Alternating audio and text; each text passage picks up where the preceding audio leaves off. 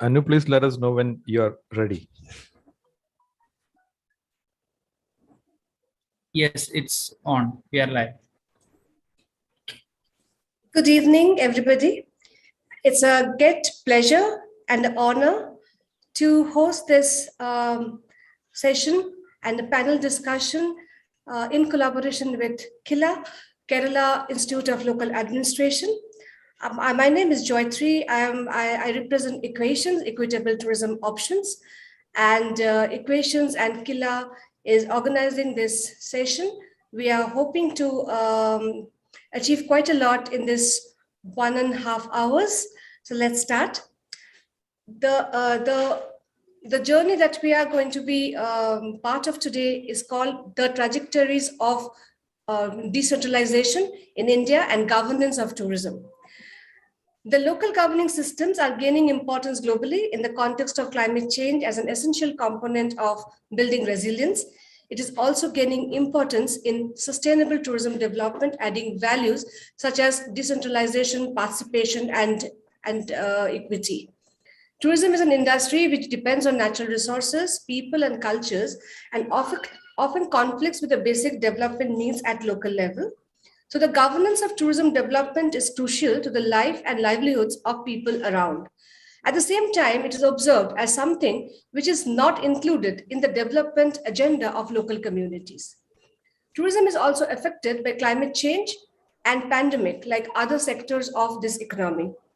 The decentralized political systems with autonomy to make decisions, control and access over local resources, and funding provisions within a larger nation state are assumed to be having more capacity to absorb outside shocks.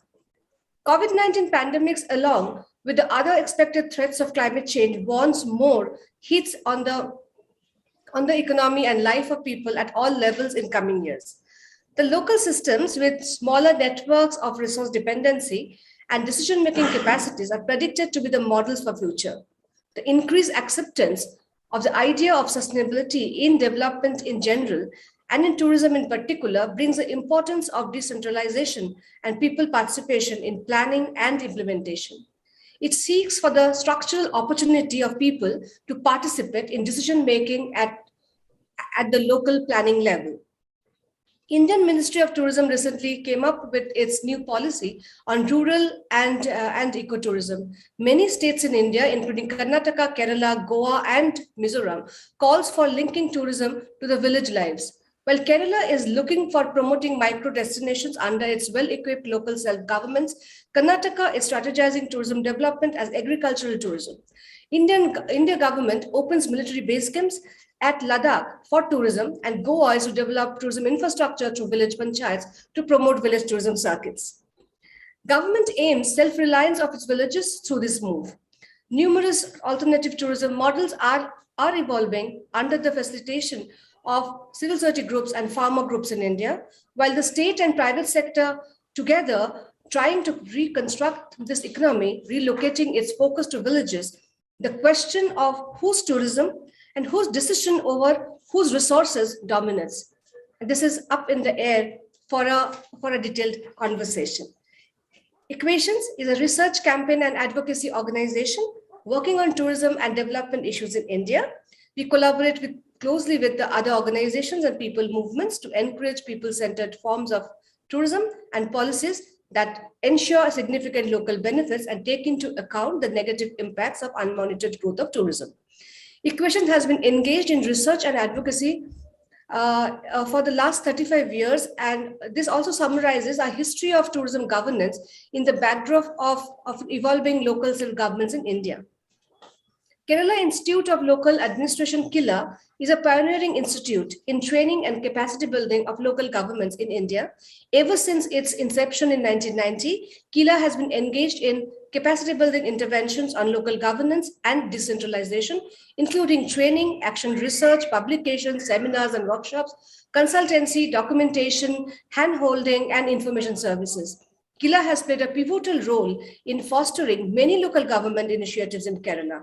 It is our pleasure and honor to collaborate with KILA for this initiative to discuss and deliberate on the trajectories of decentralization in India and governance of tourism.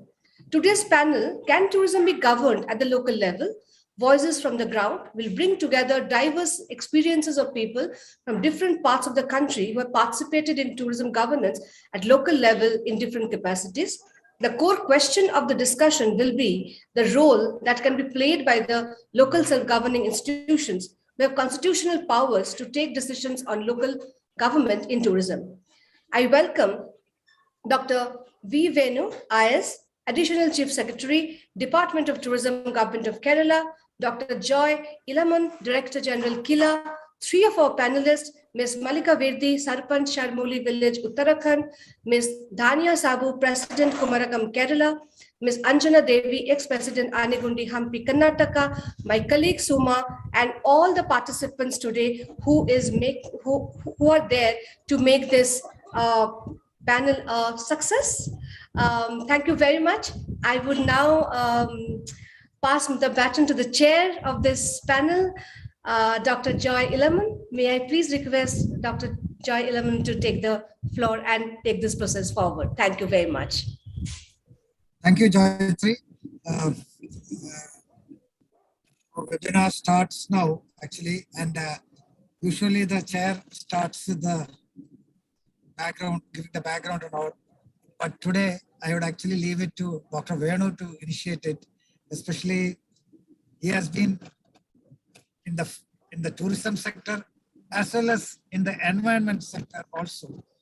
And naturally, we need to discuss both the aspects while talking about local governance in tourism or tourism governance at the local level. And so, Dr. Venu, the Additional Chief Secretary of Kerala, to deliver the keynote address. And I will come back after all the presentations so that we will also hear from the field about the experiences. We have the three panelists here, literally, who have been working on the topic and shown that it is possible. Because our question is, can local governments play a role in tourism? And they have proved what they can do. So let us hear them also. Over to Dr. Venu, please. Thank you, Dr. Joy, Joyatri, and the Equations team, my esteemed panelists from different parts and different contexts of India, and all those who are viewing this over several platforms. It is a privilege and a pleasure to be participating in this very significant discussion. I have been associated with tourism. It's been my singular honor to have been part of this whole journey of tourism in the state of Kerala, but also in Government of India. So I have a bit of perspective of how a federal government views tourism.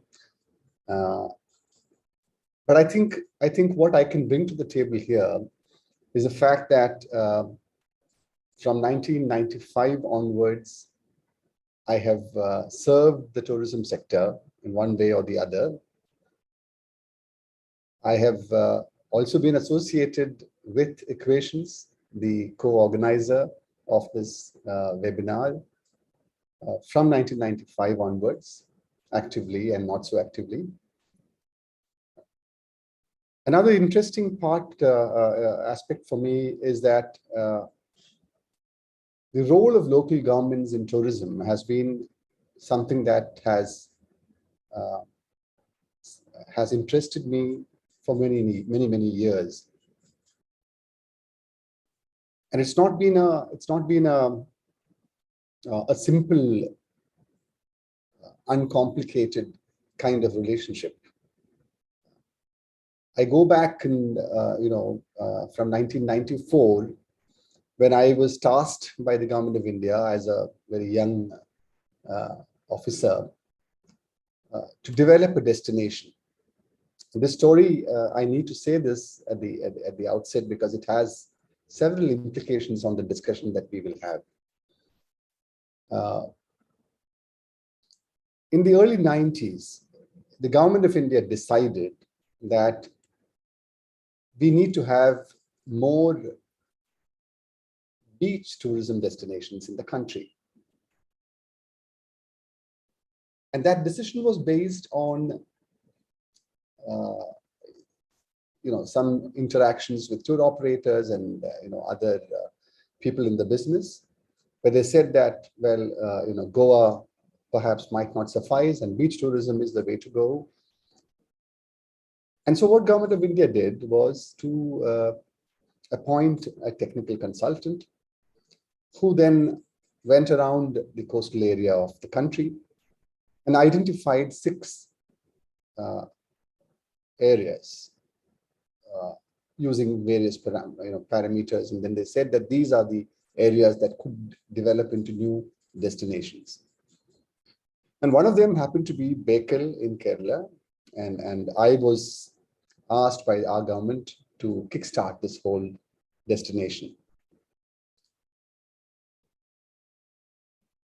My stay in Bekal, I was managing director of that company for about 3 years,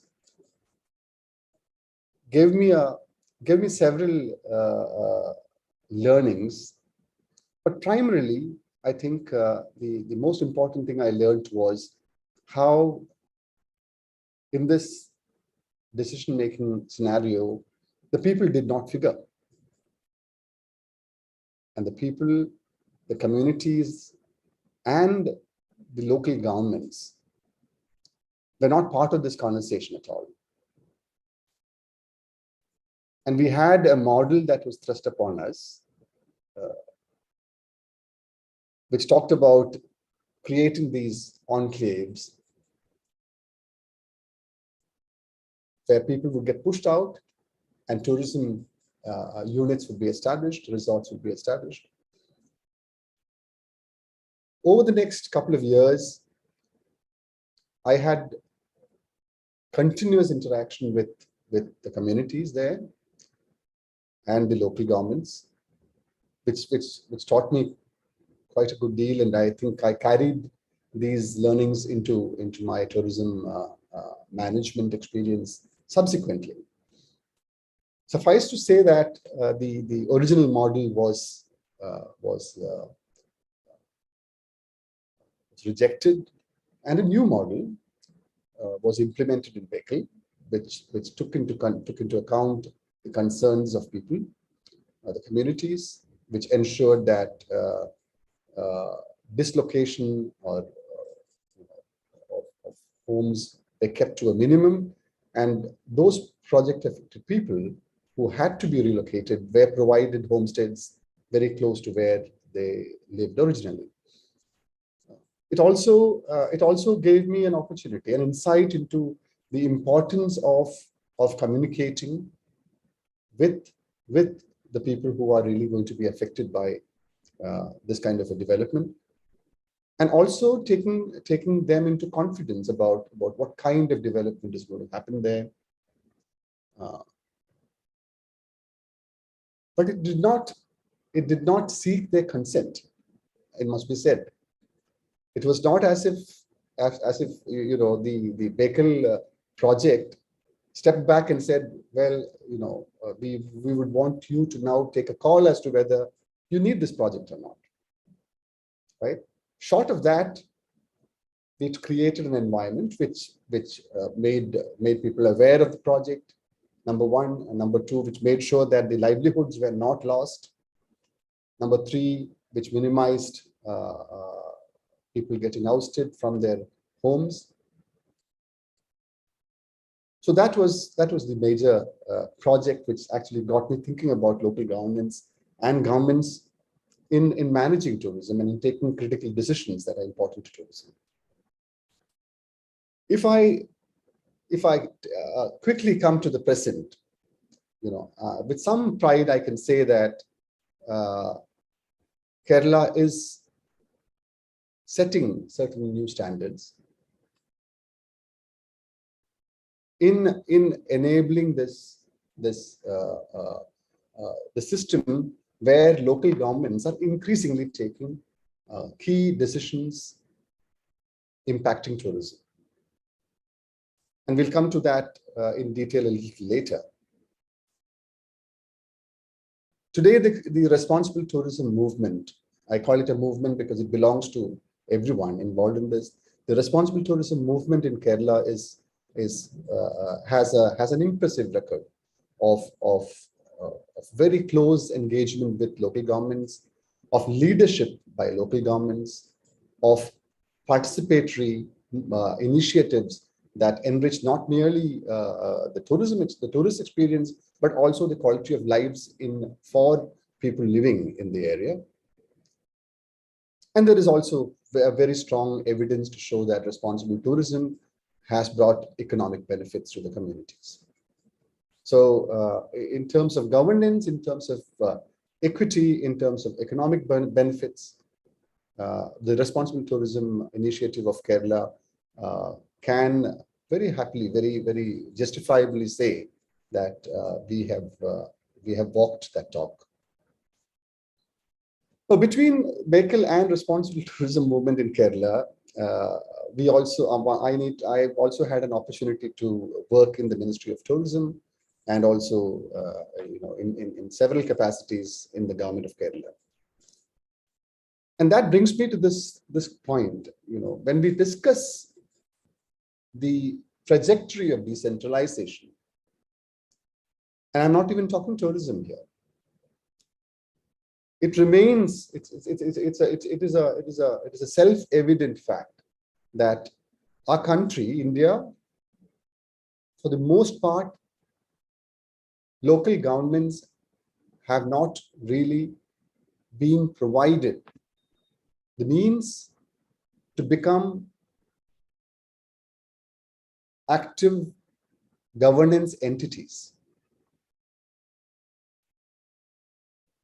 It is a sad fact that except for some states, and we don't need to go which states have done something and which states have not done something, but it is a fact that local governments in our country, in most states, do not have the resources, do not have the people, do not have the financial strength, do not have the decision-making authority and powers that can enable them, that can empower them to play a significant role at the local level. So if this is the case, then why talk about tourism? It is not about tourism. Tourism is just one economic activity, but local governments were supposed to bring another whole new level of decentralized governance and decentralized administration to our villages, and that has not happened till now. And I believe that unless that happens, any discussion about local governments playing a critical and important role in tourism we are really not getting to the core of the issue, because it is a larger issue of governance or the failure of state governments to provide and empower local governments. That is the issue. And tourism is one of the subsectors, which we are discussing now. But I can't say I can't remove tourism from the overall problem. That is what I'd like to submit.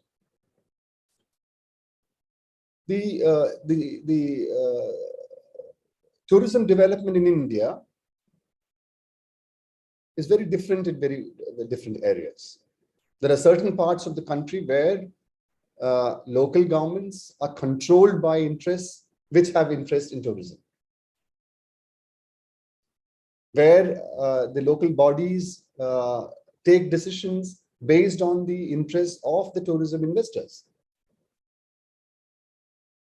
There are some areas where the local governments have understood or are beginning to understand the importance of tourism as an economic activity.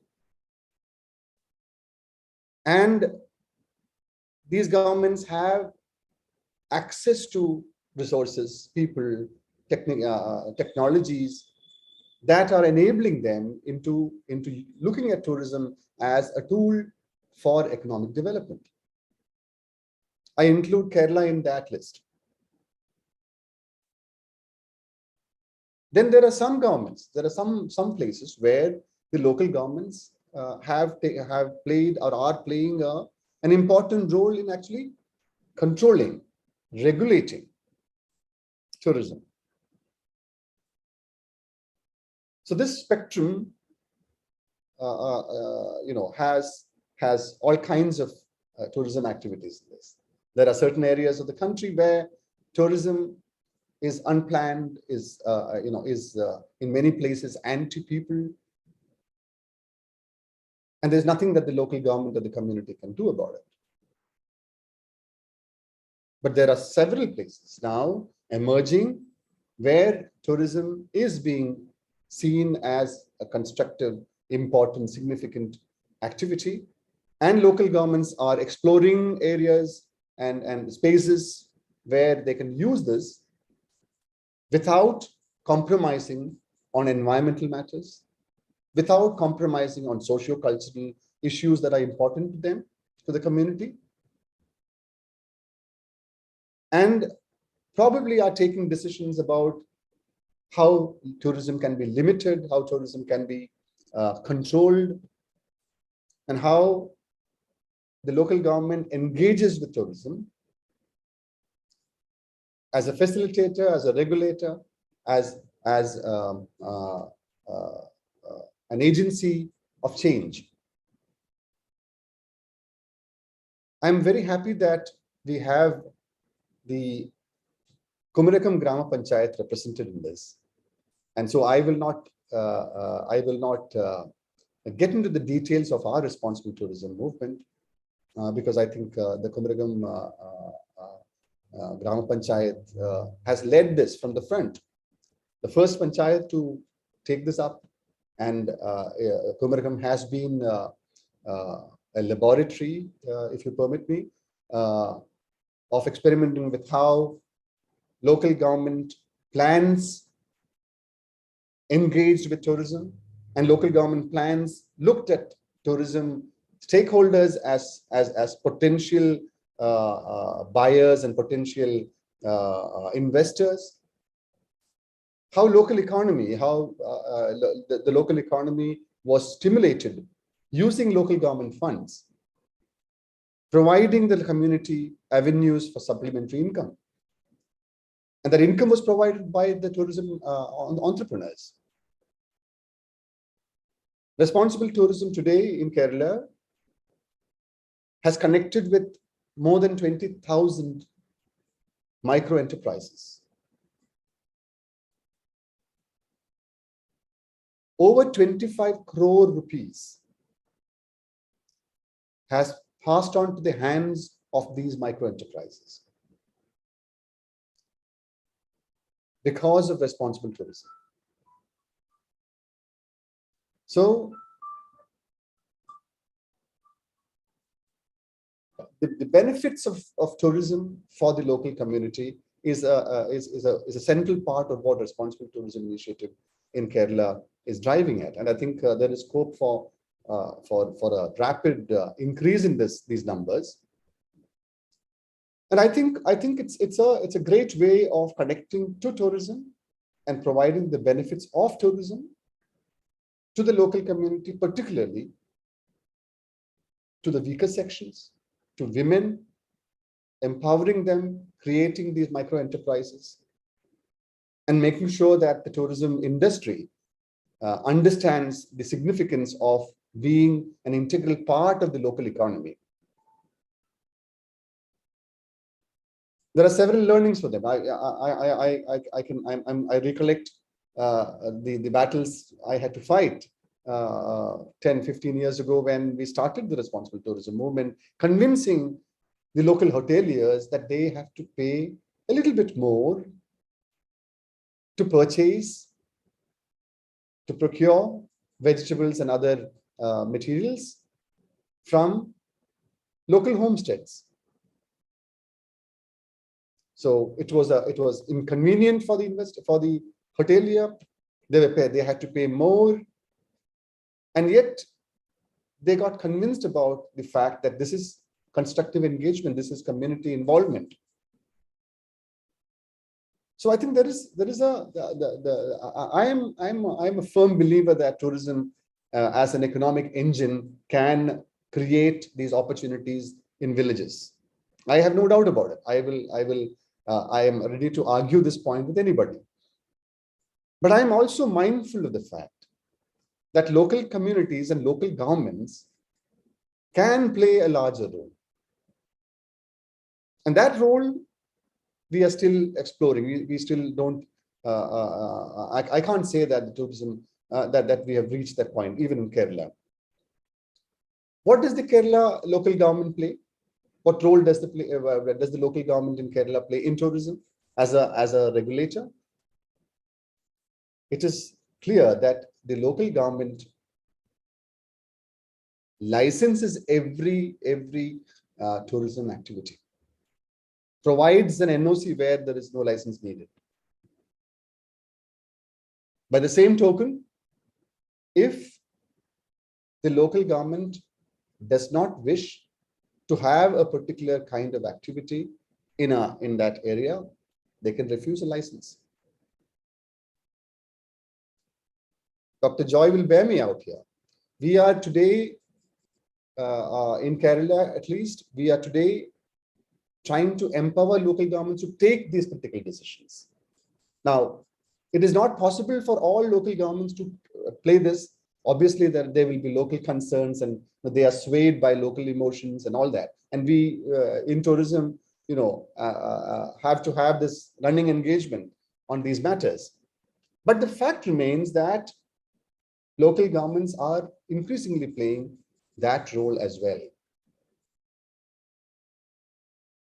We have quite a distance to cover, even in Kerala, but I'm sure that similar examples can be found in other parts, and I'm so happy because Mallika ji is here.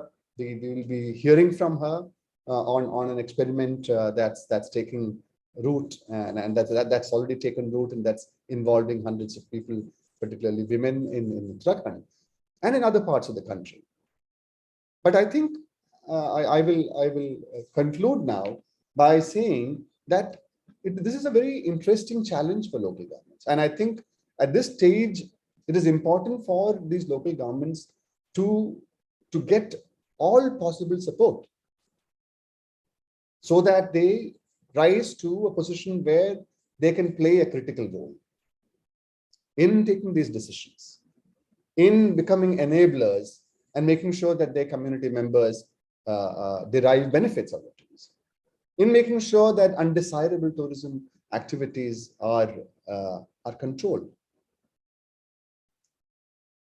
It is important for us to keep sharing these stories and experiences because this is virgin territory for us. We must remember that outside the country, in areas where tourism is developed very well as an important economic activity, it is the local council or the local government that takes all these key decisions. Because the benefits of tourism are enjoyed by the local community. Local businesses, taxation brings in money, local businesses get their livelihoods, and so on and so forth. But it is also the local community that bears the brunt of tourism activities that veer off, and move into undesirable territories. We are still not yet there. But I think in many parts of the country, there are several initiatives that are happening in local governments, aided perhaps by the state government, as Kerala perhaps not so much in other areas, spurred by individual initiatives or by NGOs, empowering communities to take these important decisions and engaging with tourism. I'm looking forward very much to hearing the presentations of these three panelists. I'm sure that they will bring their wisdom and experience into this discussion. And I'm sure that all of us will be enriched by the presentations that follow. I will be happy to come back and respond after the presentations are done. Thank you very much indeed. Okay, thank you, Dr. Venu. And Dr. Venu is currently, as Jayatri mentioned, is an additional Chief Secretary of Higher Education and Tourism, Government of Kerala. He was also formerly the Secretary, Department of Cultural Affairs, Kerala, and Joint Secretary, Ministry of Culture, Government of India.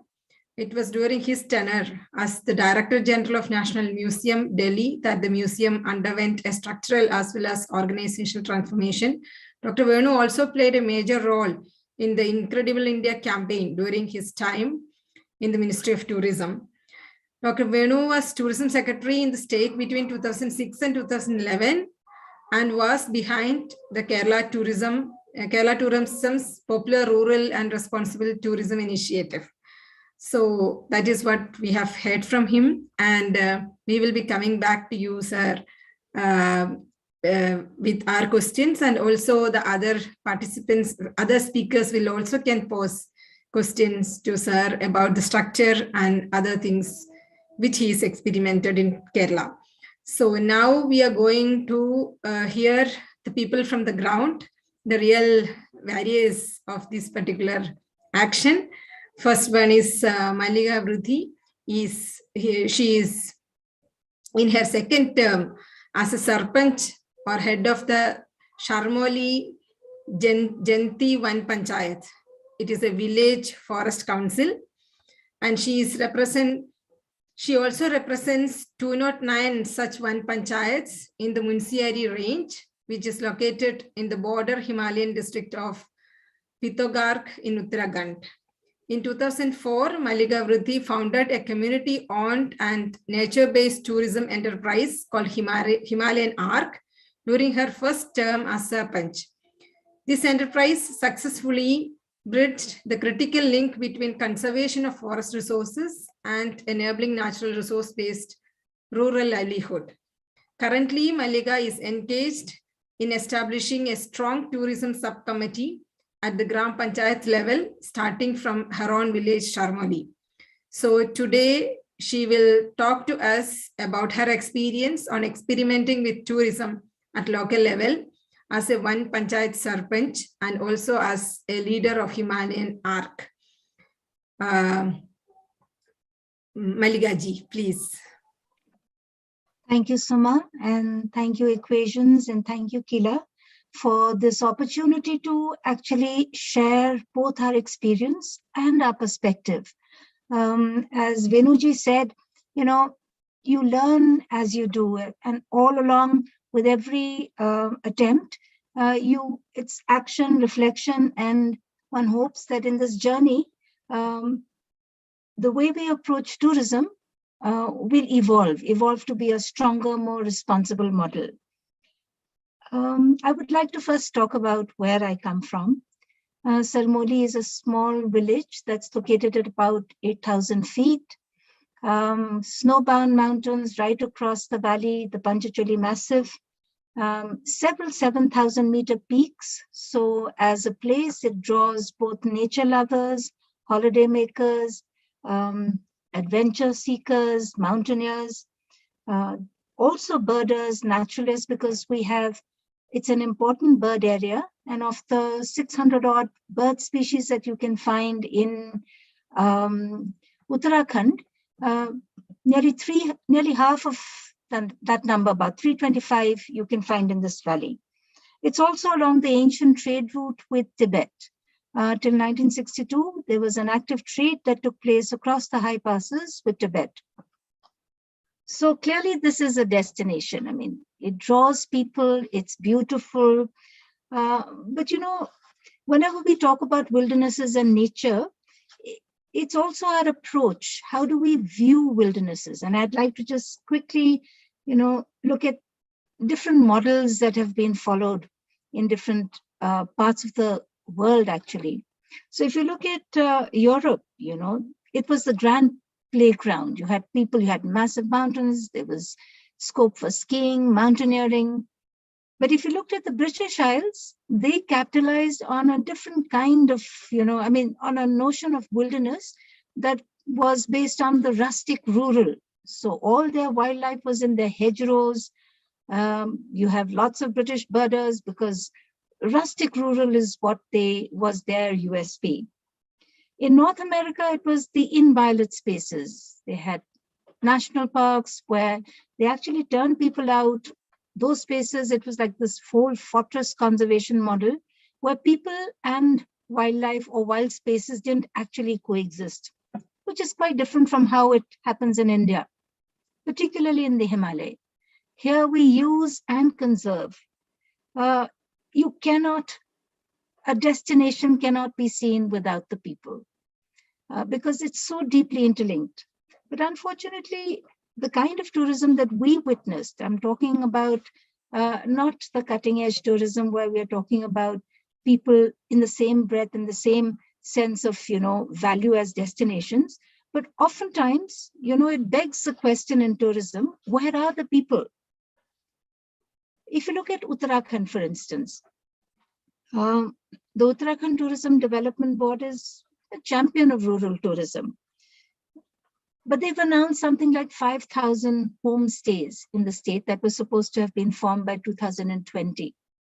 Of course, COVID and the lockdowns changed that whole scenario.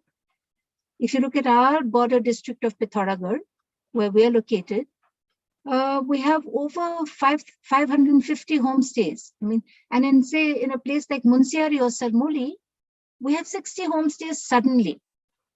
So what is the plan? Is it every home a homestay? What happens to the people who live there on that landscape? What happens to the resources that people depend on?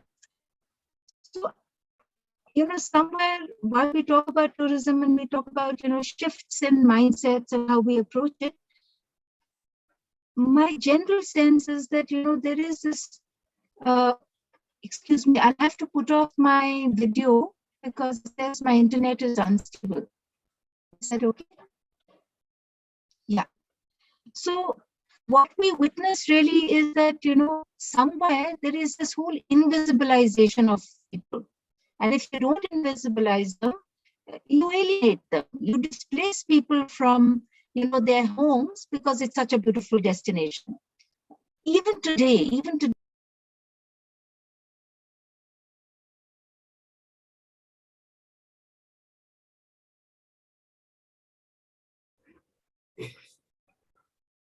Suma, I think we lost Malika. I think she'll come back. She asked us, she's going to close the video and then she'll wait for, maybe we can wait for a few seconds. Hello, am I audible? Yeah, yes. Yes. Okay, I'm sorry, it's just started raining here. So we're going to be challenged by internet connectivity. Yeah, so, even today we find that a lot of places, as soon as, you discover a destination, particularly where, tribal groups have existed in pristine areas, the first thing you do is, tell them that, well, like Venuji, you also mentioned, oftentimes people are asked to leave the place, or at best it's developed with the promise that it will be given back to them. But oftentimes it doesn't go back to the community, it goes back to maybe a handful of people. And then there is this whole tendency to exoticize people, put people on display.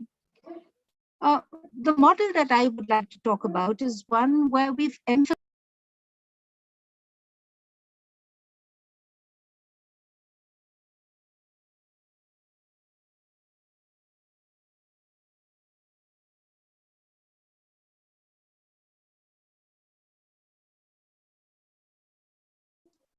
Hello, am I back? I'm so sorry about this. Malika. Hello, am I? Yes. You are. So Yeah, the model that I would like to share with you is one that is predicated on inclusion, and that is reclaiming ownership of the landscape, ownership of the business. So we started in 2004. When I first became Sarpanch in 2003, my challenge was essentially how to regulate the use of our forest commons for our everyday needs. And how does one bring in the notion of conservation? So regulated use and conservation.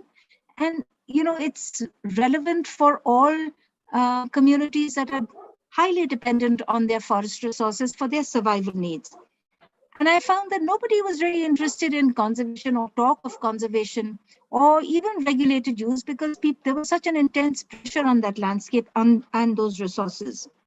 Eventually, what we figured is that if you link people's livelihoods and give them a dignified way of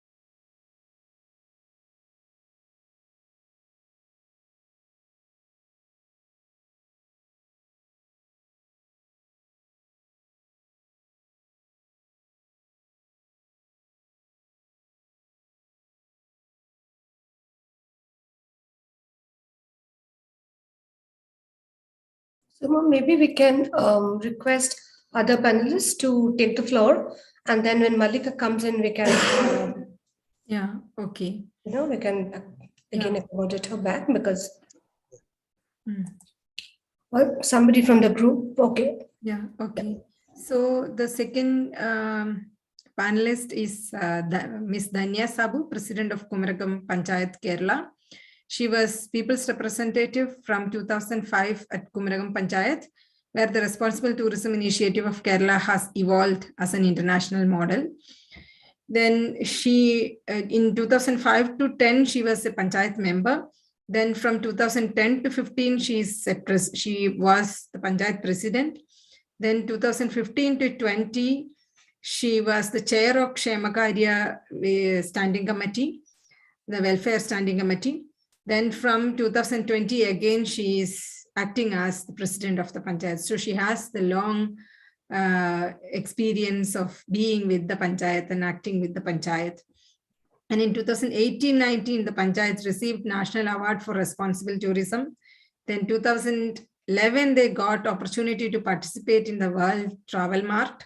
Again, in 2013, they got National Award for Responsible Tourism Initiative.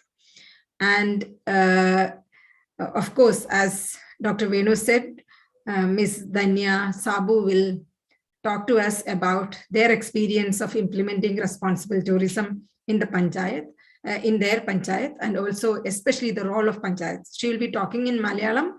We will be translating that in short intervals. Ms. Dhanya, please. Respected Chair, respected Keynote Speaker, respected all participants, പ്രിയപ്പെട്ടവരെ, 2008 മുതലാണ് കുമരകത്ത് responsible tourism ആരംഭിച്ചത്. കുമരകം എന്ന ഗ്രാമപഞ്ചായത്ത് ഏതാണ്ട് 1990 കാലയളവ് മുതൽ കുമരകത്ത് tourism ഉണ്ടായിരുന്നു. പക്ഷെ 2008 റെസ്പോൺസിബിൾ ടൂറിസത്തോടു കൂടിയാണ് ഗ്രാമവാസികൾക്കും പങ്കാളിത്തത്തോടു കൂടി ടൂറിസം രംഗത്തേക്ക് വരുവാൻ സാധിച്ചിട്ടുള്ളത്. സുമാ പിന്നീടാണ് ഇത് ചെയ്യുന്നത്. ഞാൻ സംസാരിച്ചു കഴിഞ്ഞതിന് ശേഷം അല്ല, ഇടയ്ക്കിടയ്ക്ക് പ്രസിഡന്റ് ഒന്ന് നിർത്തി കൊടുത്താൽ മതി. സുമ ട്രാൻസ്ലേറ്റ് ചെയ്യുമല്ലോ. Yes, I'll translate. ഇടയ്ക്ക് ഒന്ന് നിർത്തിയാൽ മതി. നിങ്ങൾക്കൊരു ഒരു ഭാഗം പറഞ്ഞു എന്ന് കഴിയുമ്പോൾ ഞാൻ പെട്ടെന്ന് ട്രാൻസ്ലേറ്റ് ചെയ്യാം. അതല്ലെങ്കിൽ ചിലപ്പം മലയാളം അറിയാത്തവർക്ക് ബോറടിക്കൂലേ? 2-3 സെന്റൻസ് കഴിയുമ്പോൾ നിർത്തിയാൽ മതിയല്ലോ പ്രസിഡന്റ്. ശരി, ഓക്കെ. ഇപ്പൊ തുടർന്നോളൂ. 2008 മുതൽ സംസ്ഥാന ഗവൺമെന്റ് റെസ്പോൺസിബിൾ ടൂറിസം ഡെസ്റ്റിനേഷനായി കുമരകം തെരഞ്ഞെടുക്കുകയും അതിന് അന്ന് ടൂറിസം സെക്രട്ടറി ആയിട്ടുള്ള ആളാണ് വേണു സാറ്. അന്ന് കുമരകം പഞ്ചായത്തിന്റെ നേതൃത്വത്തിൽ കുമരകത്ത് റെസ്പോൺസിബിൾ ടൂറിസത്തിന്റെ ഭാഗമായി കൂട്ടായ പ്രവർത്തനം നടത്തിയതിന്റെ അന്ന് ഗവൺമെന്റ് ടൂറിസം ഡിപ്പാർട്ട്മെന്റും കുടുംബശ്രീയുമായി ചേർന്നുകൊണ്ടാണ് ഗ്രാമത്തിൽ ടൂറിസം സാധാരണക്കാർക്കും കൂടെ പ്രയോജനപ്പെടണം എന്ന രൂപത്തിലേക്ക് നടപ്പിലാക്കിയത്.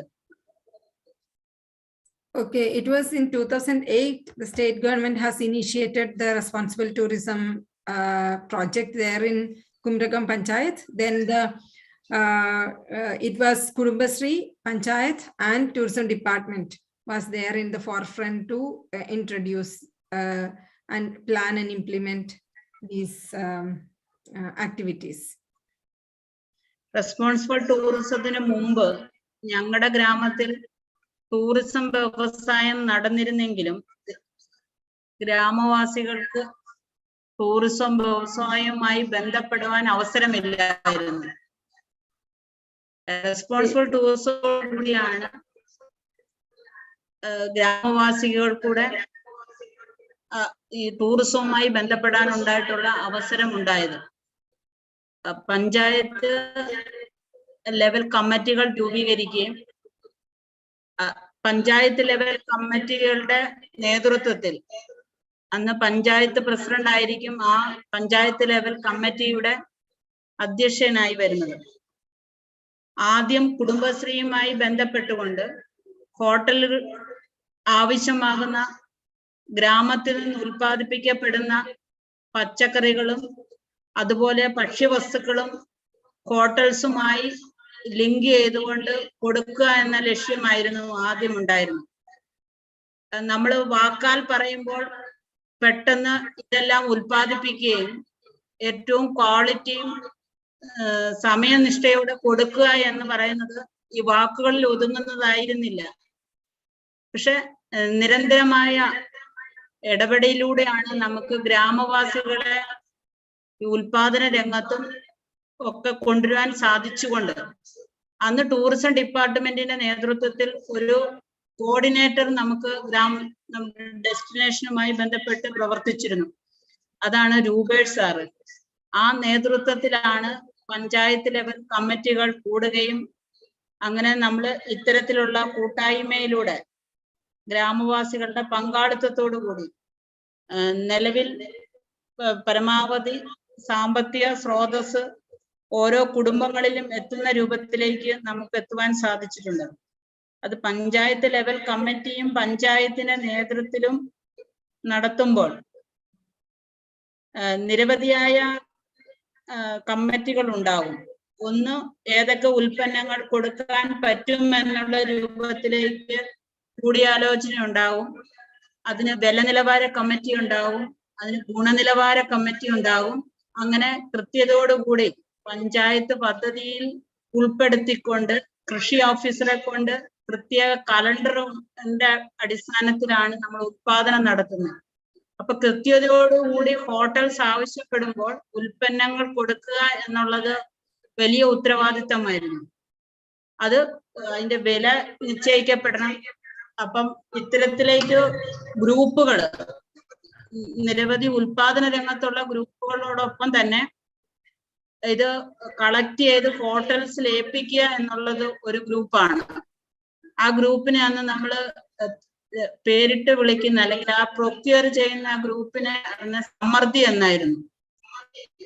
ആ ഗ്രൂപ്പിന്റെ എല്ലാ ഗ്രൂപ്പിൽ അല്ലെങ്കിൽ ഉൽപാദന ഗ്രൂപ്പിൽ നിന്ന് കളക്ട് ചെയ്ത് ഉൽപ്പന്നങ്ങൾ ഹോട്ടലിൽ എത്തിക്കുക എന്നുള്ള ലിങ്കായി പ്രവർത്തിച്ചിരുന്നത്. അങ്ങനെ കുമരകത്ത് ആദ്യഘട്ടത്തിൽ കുടുംബശ്രീ വഴിയാണ് ഉൽപാദനങ്ങൾ നടത്തുകയും, അപ്പം ഞങ്ങൾ പച്ചക്കറി മാത്രമല്ല കൊടുത്തിരുന്നത്, നിരവധിയായ കരിക്ക്, തേങ്ങ, മീൻ. ഞങ്ങളുടെ നാട്ടിൽ കായലുമായി ബന്ധപ്പെട്ടുകൊണ്ട് ഞങ്ങളുടെ നാടിന്റെ തന്നെയാണ് കരിമീൻ. അങ്ങനെ മത്സ്യം ഉൾപ്പെടെ ഭക്ഷ്യവസ്തുക്കൾ വിവിധ ഇനങ്ങൾ ഉൽപ്പാദിപ്പിക്കപ്പെടുന്നത്.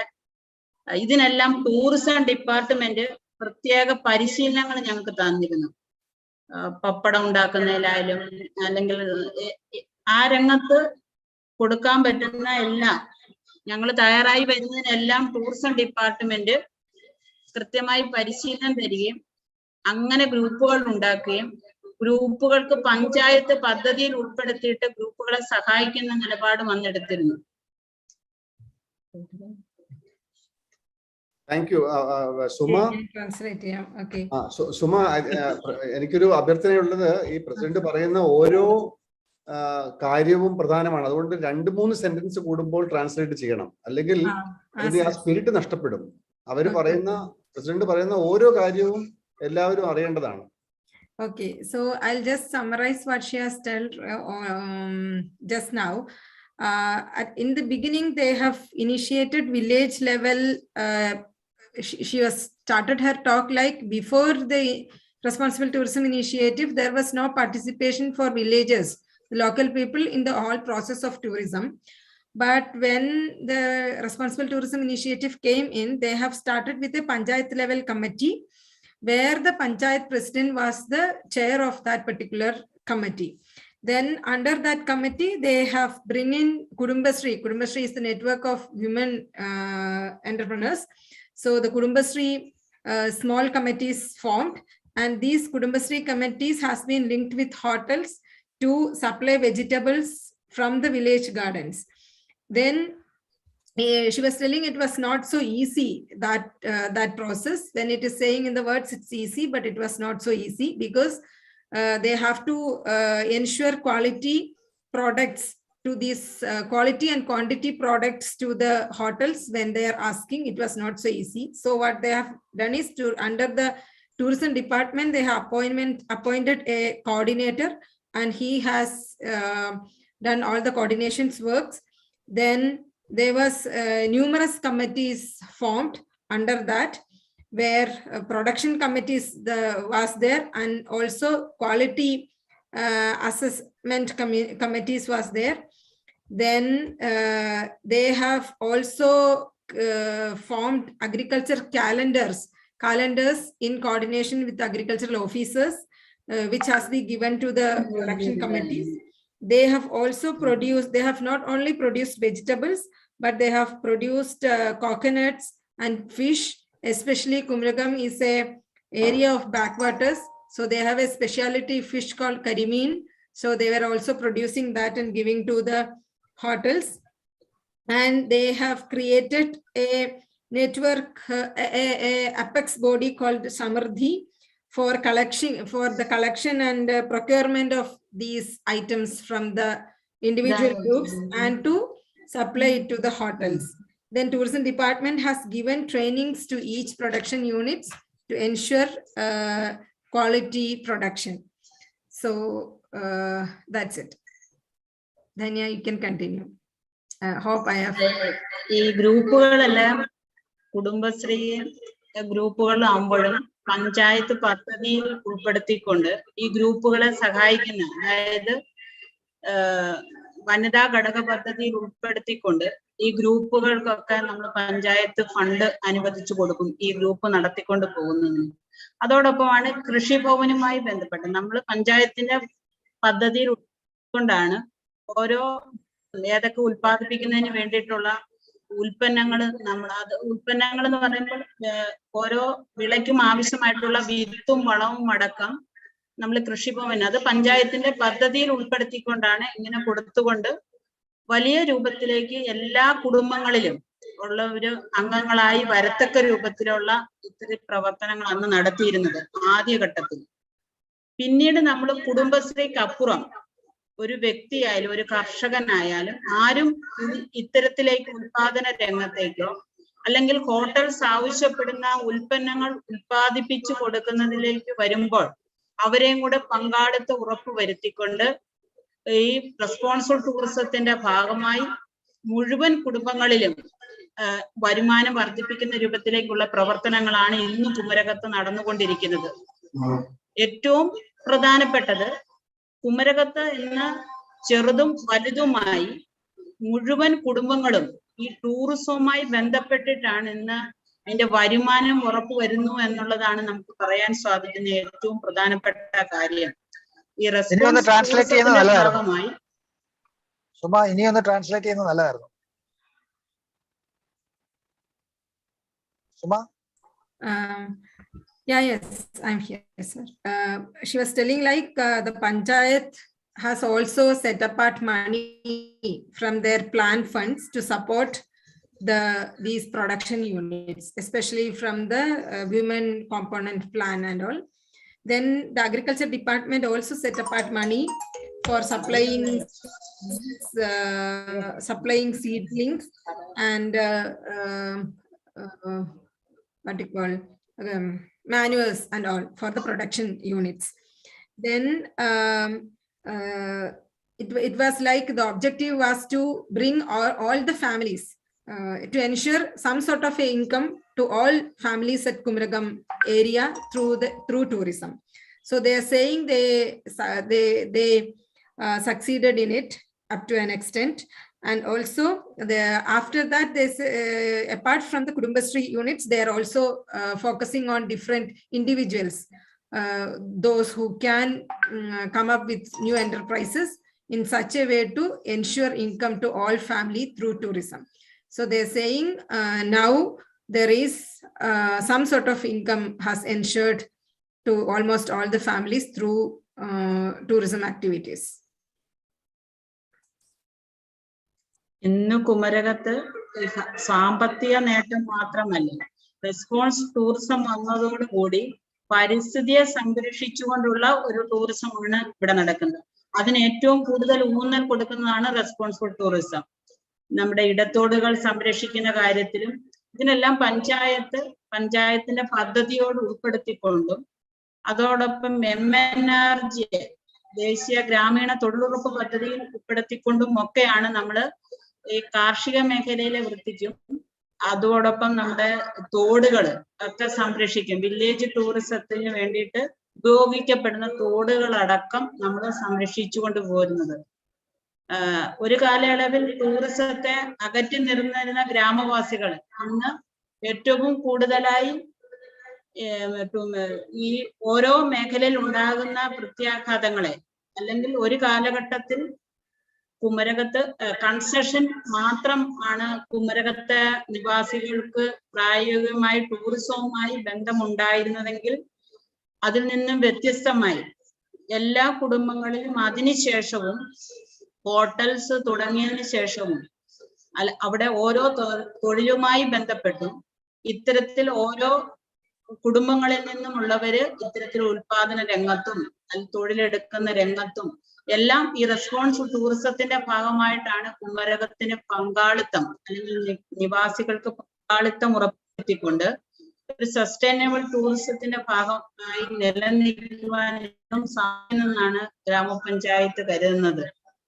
ഇന്നും ഇതിന്റെ തുടർ പ്രവർത്തനങ്ങളാണ് കുമരകത്ത് നടന്നുകൊണ്ടിരിക്കുന്നത്. അങ്ങനെ ഓരോ സമയത്തും ഉണ്ടാകുന്ന പ്രതിസന്ധികളെ മറികടക്കുവാൻ കൂട്ടായി ആലോചിച്ചുകൊണ്ട് റെസ്പോൺസ് ടൂറിസത്തിന്റെ സംസ്ഥാന മിഷൻ അടക്കം ടൂറിസം ഡിപ്പാർട്ട്മെന്റ് അടക്കം എപ്പോഴും നിലവിലുള്ള കായൽ സംരക്ഷണം അതോടൊപ്പം ഈ ഘട്ടത്തിൽ ഉണ്ടായിട്ടുള്ള ഈ പ്രതിസന്ധികളെ ഒക്കെ കോവിഡ് കാലയളവിൽ ഉണ്ടായിട്ടുള്ള പ്രതിസന്ധികളെ ഒക്കെ മറികടക്കുന്നതിന് വേണ്ടി കൂട്ടായി ആലോചിച്ചുകൊണ്ട് ഗ്രാമവാസികൾ ഒന്നടക്കം ഏറ്റവും ഞങ്ങൾ അനുഭവപ്പെട്ടത് ഈ കോവിഡ് കാലയളവിൽ ടൂറിസം ഇല്ലാതെ വന്നപ്പോൾ ഈ ഗ്രാമവാസികൾ ഓരോരുത്തരും ഈ ടൂറിസത്തിന്റെ അല്ലെങ്കിൽ അതുമായി ഈ ഗ്രാമത്തിൽ ഉണ്ടാവേണ്ട ആവശ്യകത നന്നായി മനസ്സിലാക്കാൻ സാധിച്ചു എന്നുള്ളതാണ്. അപ്പൊ ഞാൻ നീട്ടുന്നില്ല, നിരവധിയായ കാര്യങ്ങൾ നമുക്ക് പറയാനുണ്ടാവും. തീർച്ചയായിട്ടും ഗ്രാമപഞ്ചായത്ത് ഇത്തരത്തിൽ ഓരോ ചെറിയ വിഷയങ്ങളിൽ പോലും ഇടപെട്ടത് കൊണ്ട് നേതൃത്വം കൊടുത്തുകൊണ്ട് അത്തരത്തിലേക്ക് ഓരോ ഗ്രാമവാസി അംഗങ്ങൾക്കും വരുമാനവും നമ്മുടെ പരിസ്ഥിതിയെ സംരക്ഷിച്ച് നിലനിർത്തുന്ന രൂപത്തിലേക്കുള്ള ഇവിടുത്തെ തോടും കായലും ഒക്കെയാണ് ഞങ്ങളുടെ പരിസ്ഥിതിയുമാണ് ഞങ്ങളുടെ ഗ്രാമത്തെ ഇത്രയ്ക്കും ടൂറിസവുമായി ബന്ധപ്പെട്ട് ഉയർത്തുവാൻ സാധിച്ചിട്ടുള്ളത്. അത് ബഹുമാനപ്പെട്ട ഗവൺമെന്റിന്റെ നേതൃത്വത്തിലുള്ള റെസ്പോൺസ് ടൂറിസത്തിന്റെ ഭാഗമായാണ് ഇന്ന് ഞങ്ങൾ ഓരോരുത്തർക്കും അതിന്റെ ഭാഗമായി നിൽക്കാനും അതിന്റെ എല്ലാ അനുഭവങ്ങളും നടന്നുകൊണ്ടിരിക്കുന്നു. പോരായ്മകളെ കോവിഡ് കാലത്തിൽ ഉണ്ടായിട്ടുള്ളതിനെ മറികടക്കുവാൻ ഞങ്ങൾ ഇനിയും പുതിയ പുതിയ ഗ്രൂപ്പുകൾ ഉണ്ടാക്കിക്കൊണ്ട് ഡിപ്പാർട്ട്മെന്റ് ടൂറിസം ഡിപ്പാർട്ട്മെന്റ് റെസ്പോൺസിബിൾ ടൂറിസത്തിന്റെ ഭാഗമായി പരിശീലനങ്ങൾ കൊടുത്തുകൊണ്ട് ഇനിയും വന്ന പോരായ്മകളെ പരിഹരിച്ചുകൊണ്ട് പോകുന്ന പ്രവർത്തനമാണ് കുമരകം ഗ്രാമപഞ്ചായത്തിൽ ഇന്ന് നടന്നുകൊണ്ടിരിക്കുന്നത്. Okay, so she was telling it was not only the economic aspect they were looking for, they were also looking for the protection of environment as part of the considering sustainability of the tourism. So they were forefront to conserve the streams and the backwaters. Kumaragam is a village where the tourism is all around the backwaters. It is a backwater tourism region. So and the construction of before the responsible tourism initiative, it was only the construction industry or the construction labor was the only option for the villages to get any kind of labor in tourism. But once the responsible tourism initiative is there, it has also diverted into other production units, other production possibilities, then in a sustainable way. And there is also challenges, especially right now they are facing issues with the COVID-19 and other issues. So what they are doing is they are discussing jointly and also within the Gram Panchayat and also linking with the state government, and they are moving ahead. They are planning to overcome the existing challenges and move forward. That's all.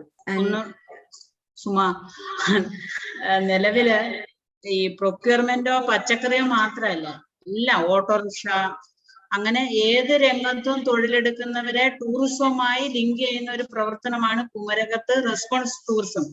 ഇന്ന് തൊഴിലാളികൾ കായലിൽ നിന്ന് മീൻ പിടിക്കുമ്പോഴും ആ മീനും ഇത്രയ്ക്ക് ഇതായത് ഈ responsible ടൂറിസത്തിന്റെ ഭാഗമായി ഹോട്ടൽസിനും നമുക്ക് വരും ഗസ്റ്റിനും കൊടുക്കാൻ സാധിച്ചു എന്നതിന്റെ വെളിച്ചത്തിലാണ്. അങ്ങനെ എല്ലാ മേഖലയിലുള്ള പ്രവർത്തനങ്ങളും റെസ്പോൺസിബിൾ ടൂറിസത്തിന്റെ ഭാഗമായി പഞ്ചായത്തിന്റെ നേതൃത്വത്തിൽ സഹകരിപ്പിച്ചത് കൊണ്ടാണ് ഇന്ന് കുമരകത്ത് ഇത്രയ്ക്കും ടൂറിസം വളർന്നു എന്നാണ് ഞങ്ങൾക്ക് പറയാനുള്ളത്. So she wanted to say that they were, it was not only the primary production sector, but they were also able to link the peoples like auto rickshaw drivers, then fishing community, and all different sectors of the society to the responsible tourism initiative. That is how they could make it a success.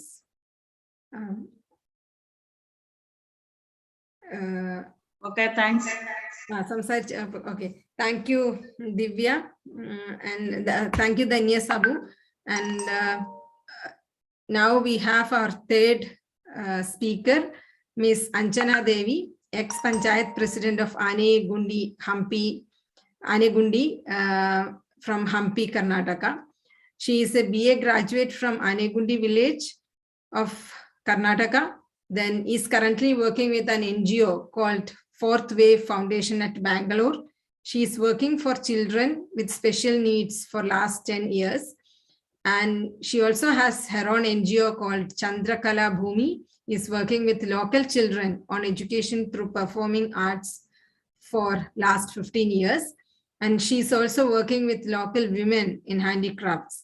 2015 to 2020, she was elected as a Gram Panchayat member and was president for Anegundi Panchayat, where the famous UNESCO World Heritage Site Hampi is located. So she will be speaking her experience as a Panchayat president and also how she could engage in managing the tourism at Hampi. Anjana Devi, please.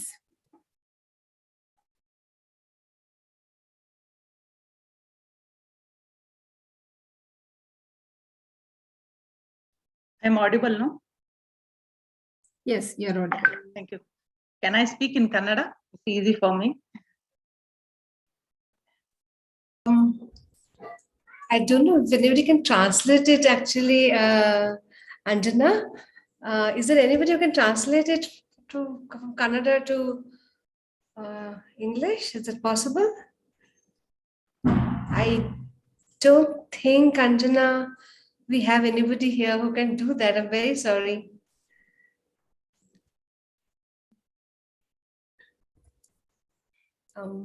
Maybe Madam can speak in Kannada and herself, in whatever way possible, translate it in English. Yeah, that's a possibility. Yes, Dr. Venu. No, Would that be okay? I can speak, but Kannada is my own language, so I can speak very deeply. So this is my problem. I ask that, I can speak in Kannada in a webinar. So We are very sorry. If we knew that, we would have really organized for it. So Anjana, you speak in Kannada, and maybe in 1 or 2 lines, if you can do the core in English, that will also be okay. okay, So I try to explain, but we don't okay. want to break your flow. So yes, whichever way you are comfortable. Yeah, I mean, few Okay. things I can actually jump in between if possible. I can also help her. Okay. Thank you, Manish. Yeah. Thank you very much. Sure. Yeah. I try to explain in English. It's not a problem, but sometimes I didn't find the correct word to give. No, Can so you speak I in don't Kannada? want to No mistake. problem. No problem. Okay. Thank you for inviting me in webinar. It's so important that so important that I can understand other gram panchayat how is working. So this is the first time. Really, I appreciate Kerala gram panchayat. Madam, she talked. We have directly opposite in the gram panchayat. When I was there, I have to understand that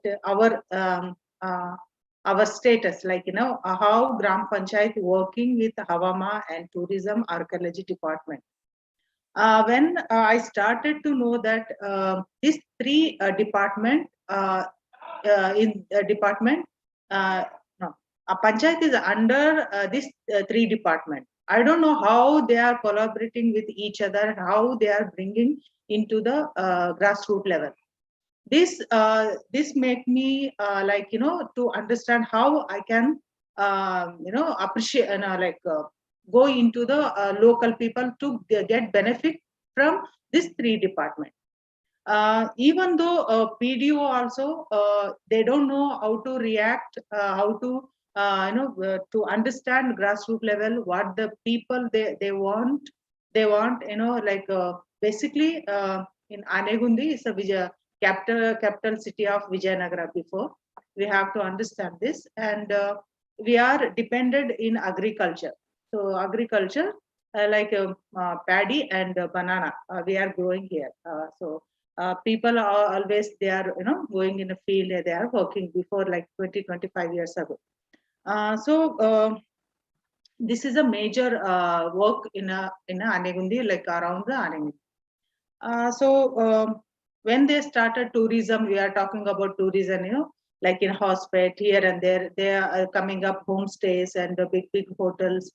This kind of they started to like business. So here we are only dependent on agriculture. So sometimes we don't have any work in Anegundi or village, under the Gram Panchayat, the villagers coming. So we have a challenges that new youth, this generation, they want they want to do with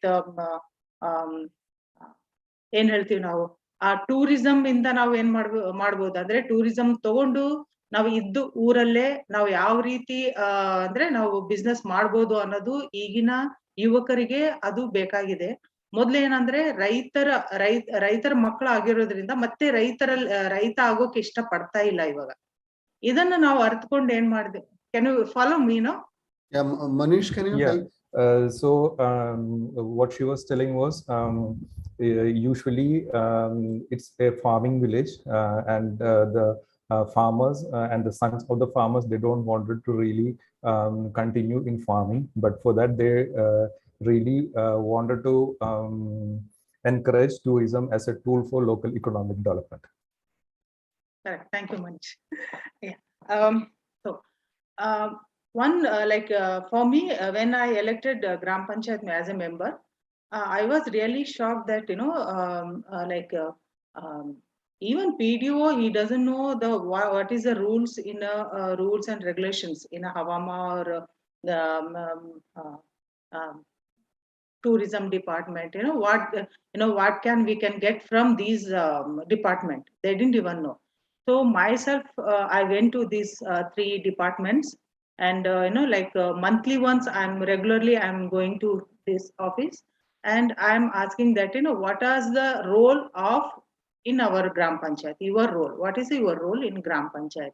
Even all the members, we don't know anything about Havama, what they want in what rules and regulations. If I want to open the homestay or commercial activity in UNESCO World Heritage Site, there is a core zone, buffer zone, periphery zone. They made that rules in UNESCO World Heritage Site. So we are really very confusion, and even people also, they are very worried about Pradhikara, because in a I don't know how it came in they are talking like Anegundi, they are all houses are taking out, they are doing some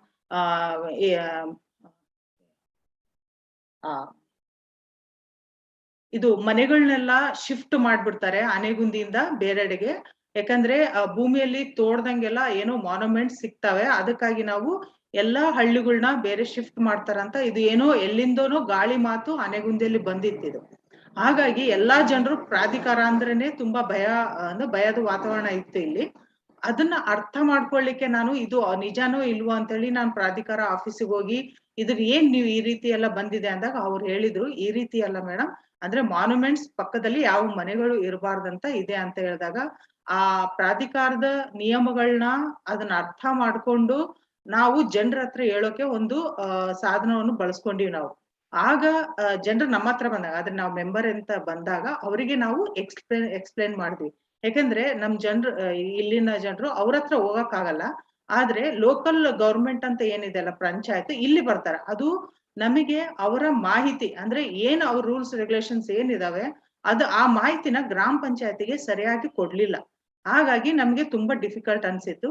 ಅದು ಬರ್ತಾ ಬರ್ತಾ 1 ವರ್ಷದಲ್ಲಿ ಏನಾಯ್ತು ಅಂದ್ರೆ ಅವ್ರ ಜೊತೆ ಕೂಡಿ ನಾವು ಕೆಲಸ ಮಾಡೋದು ಸ್ಟಾರ್ಟ್ ಮಾಡಿದಾಗ ಅವ್ರ ಬಗ್ಗೆ ನಮಗೆ ಅರ್ಥ ಆಯ್ತು. ಅವಾಗ ನಾವು ಜನರಿಗೆ ಎಕ್ಸ್ಪ್ಲೇನ್ ಮಾಡಕ್ಕೆ ಒಂದು ದಾರಿ ಆಯ್ತು. ಇದು ಹೇಳ್ತೀರಾ ಮನೀಶ್ ಅವ್ರೆ? Okay, madam. So initially there was some kind of confusion created among the local people in the region because since it was declared as one of the heritage sites, so if the archaeological department, if they are digging around, if they are finding some monuments and other things, so the local residents, they were in a fear that they might have to be rehabilitated from that place, or they might be they will be forced to move from that place to another place. So that was the initial confusion which they had, and after that with the involvement of the panchayats and also with discussions with the department in a time span of around 1 year, they were able to communicate properly with the department as well as with the people, and they were able to come out of this confusion once when a proper communication channel was established between the department and the local residents. Thank you. Yeah, this was after that in near Hampi is called Hampi Island. There are more. They built. It is actually forest area. They built guest house. Hotels. In 2020, 2019, one order came that you have to take out all the hotels, and then our DC came and all the hotels they demolished. at that time in 2019.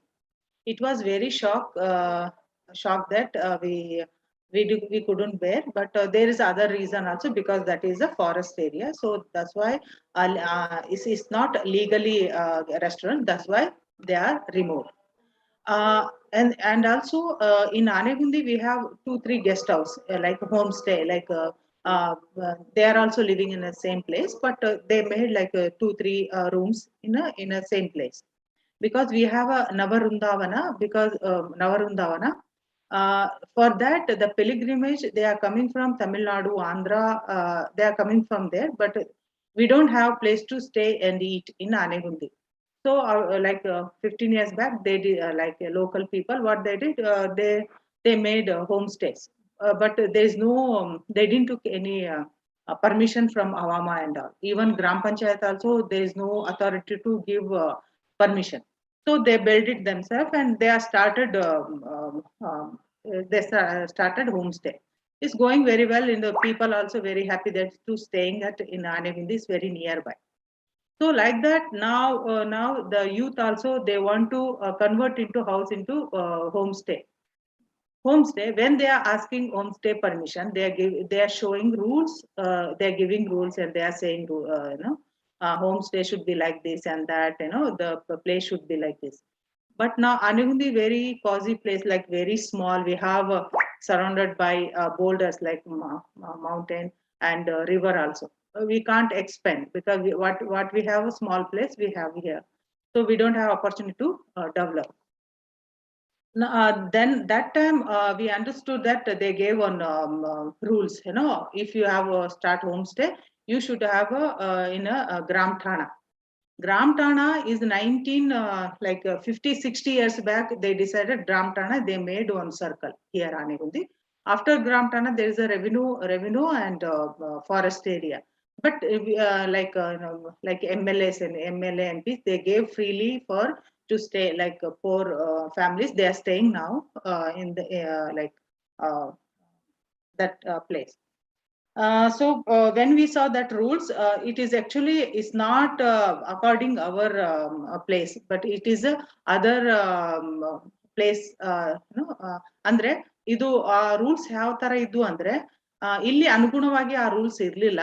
ಎಲ್ಲೋ ಕೂರ್ಗ್ನಲ್ಲಿ ಮಾಡಿರೋದು, ಇನ್ನೊಂದು ಹತ್ರ ಮಾಡಿರೋ ರೂಲ್ಸ್ನೇ ಇಲ್ಲಿ apply ಮಾಡಿದ್ರು. ಆ ತರ ಮಾಡಿದಾಗ ನಾವು ಹೋಮ್ ಸ್ಟೇ ಮಾಡೋಂತ ಚಾನ್ಸೇ ಇಲ್ಲ ನಮಗೆ ಇಲ್ಲಿ. ಆ ತರ ಆಗಿತ್ತು. ಅದಕ್ಕೂ ಸಹ ನಾವೇನ್ ಮಾಡ್ತೀವಿ ಅಂದ್ರೆ ಬೇರೆ ರೂಲ್ಸ್ ನ ಇಲ್ಲಿ ತಗೊಂಡ್ ಬರ್ಬೇಡ್ರಿ, ಯಾಕಂದ್ರೆ ಇಲ್ಲಿ ಗ್ರಾಮ ಠಾಣ ವಿಸ್ತರಣೆ ಆಗ್ಬೇಕಿಲ್ಲಿ, ಆಗಿಲ್ಲ. 50-60 ವರ್ಷದಿಂದ ಗ್ರಾಮ ಠಾಣ ನಮಗೆ ವಿಸ್ತರಣೆ ಆಗಿಲ್ಲ. ಹಾಗಾಗಿ ನೀವು ನಮ್ಗೆ ಏನ್ ಮಾಡ್ಬೇಕಂದ್ರೆ ಇಲ್ಲಿಗೆ ಅನುಗುಣ ಆಗುವಂತೆ ನೀವು ರೂಲ್ಸ್ ಅನ್ನ ಮಾಡಿ ಅಂತ ನಾವು ಅವರಿಗೆ ಲೆಟರ್ ಸಹ ಗ್ರಾಮ ಪಂಚಾಯತಿ ವತಿಯಿಂದ ಅವರಿಗೆ ನಾವು ಕಳಿಸಿದ್ದೀವಿ ನಾವು.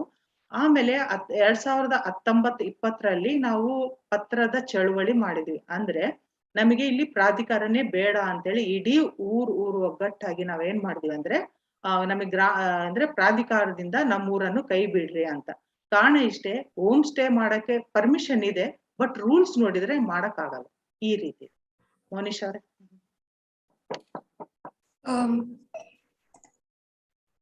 There is a participant also called Shivram. Is he here? Simran, is Shivram here? Yeah, Jayatri, he joined. I think he just got disconnected. He's joining right now. He just said Okay. he joined. Okay. So he can also translate, Manish, if that's okay with you. Yeah, fine, no problem. Share your translation thing. He's just sure. joined in.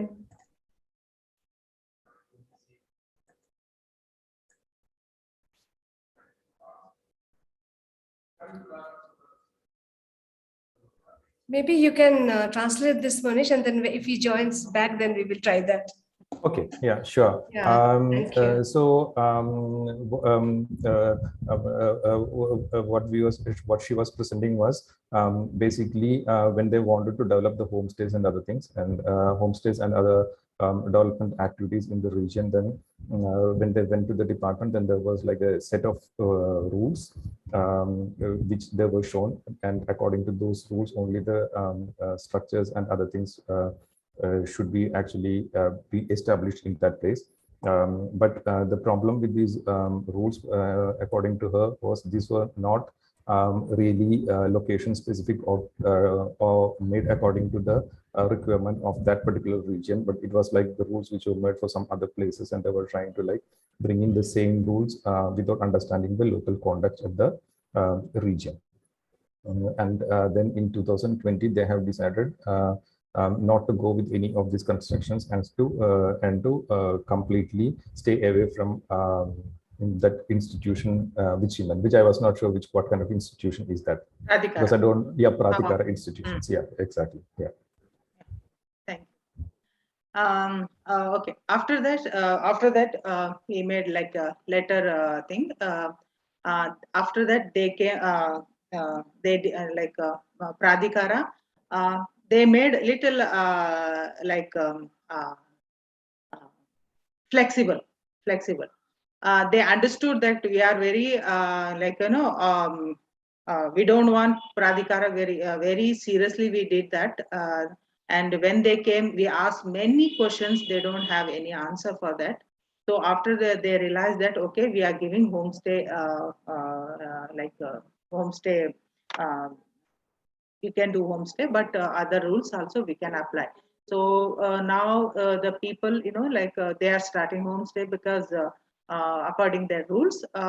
It is good that one way the people has to understand that rules, regulations, why they made, because of safety measure they are looking, and keep environment, and we have to respect our culture also.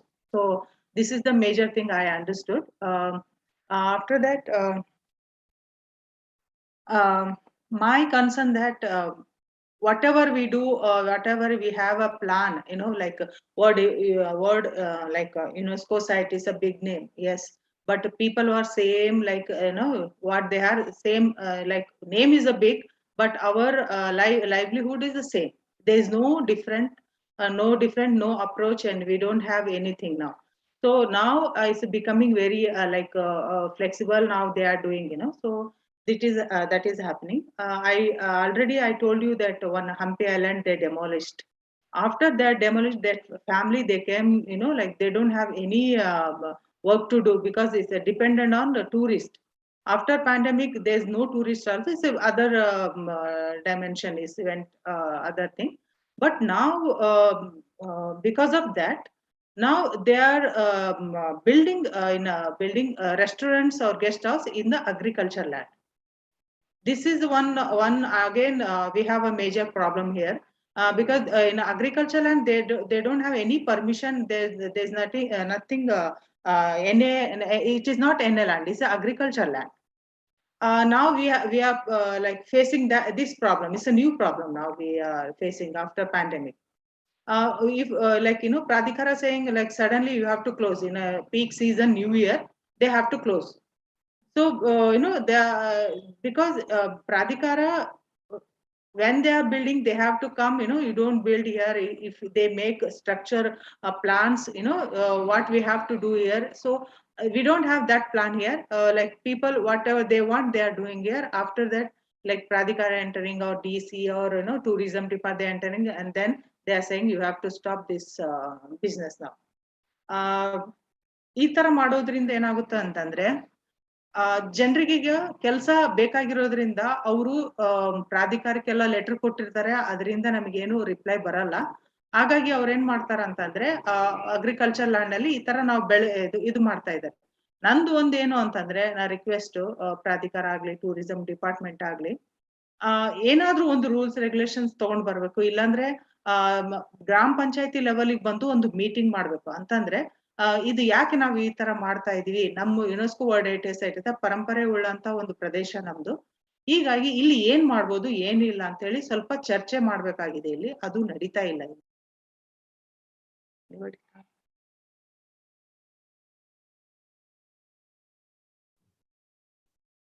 Trajectory, I think Shiv Kumar is hello.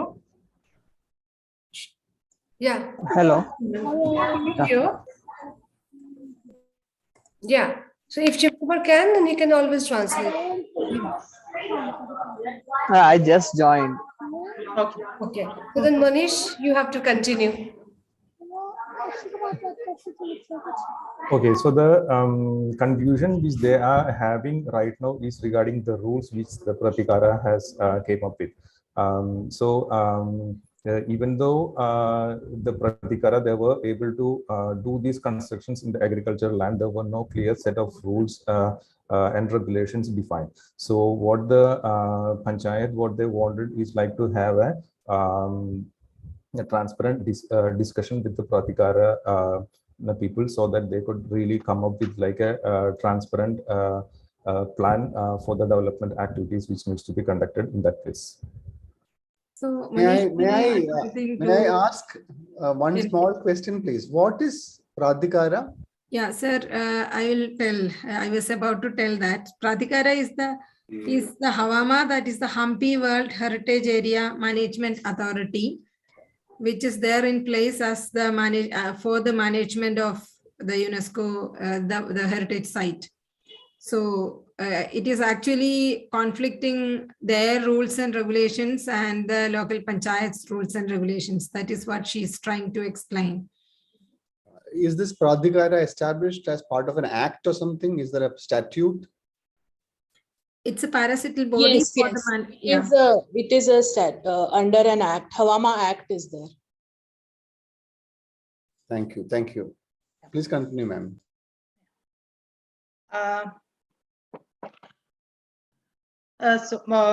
If any implement like tourism, if implementation, if anything, we have to make site management, management and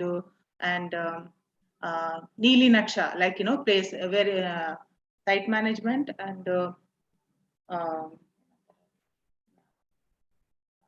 ಗ್ರಾಮ ನಕ್ಷೆ ಇಲ್ಲಿ ಏನಾಗಿದೆ ಅಂದ್ರೆ ಈಗ ನಾವ್ ಏನೇ tourism ಆಗ್ಲಿ ಏನೇ ಒಂದು ಅಂದ್ರೆ ಟೂರಿಸಂ ಇಲ್ಲಿ ತಗೊಂಡ್ ಬರ್ಬೇಕು ಎಫೆಕ್ಟಿವ್ಲಿ, ಆಮೇಲೆ ಅಂದ್ರೆ ನಮ್ಮ ಪರಂಪರೆನ ಉಳಿಸ್ಕೊಂಡು ಹೋಗೋ ತರ ನಾವ್ ಏನಾದ್ರೂ ಮಾಡ್ಬೇಕಂದ್ರೆ ಇಲ್ಲಿ ಗ್ರಾಮ ನಕ್ಷೆ ಮೊದ್ಲಾಗ್ಬೇಕು, ಆಮೇಲೆ ಸೈಟ್ ಮ್ಯಾನೇಜ್ಮೆಂಟ್ ಆಗ್ಬೇಕು. ಅಂದ್ರೆ ನಮಗ್ ಬಾರ್ಡರ್ಸ್ ಬೇಕು, ಎಷ್ಟು ಅಂದ್ರೆ ಎಷ್ಟು ಇದಿದೆ ಏನಂದ್ರೆ ಅರಣ್ಯ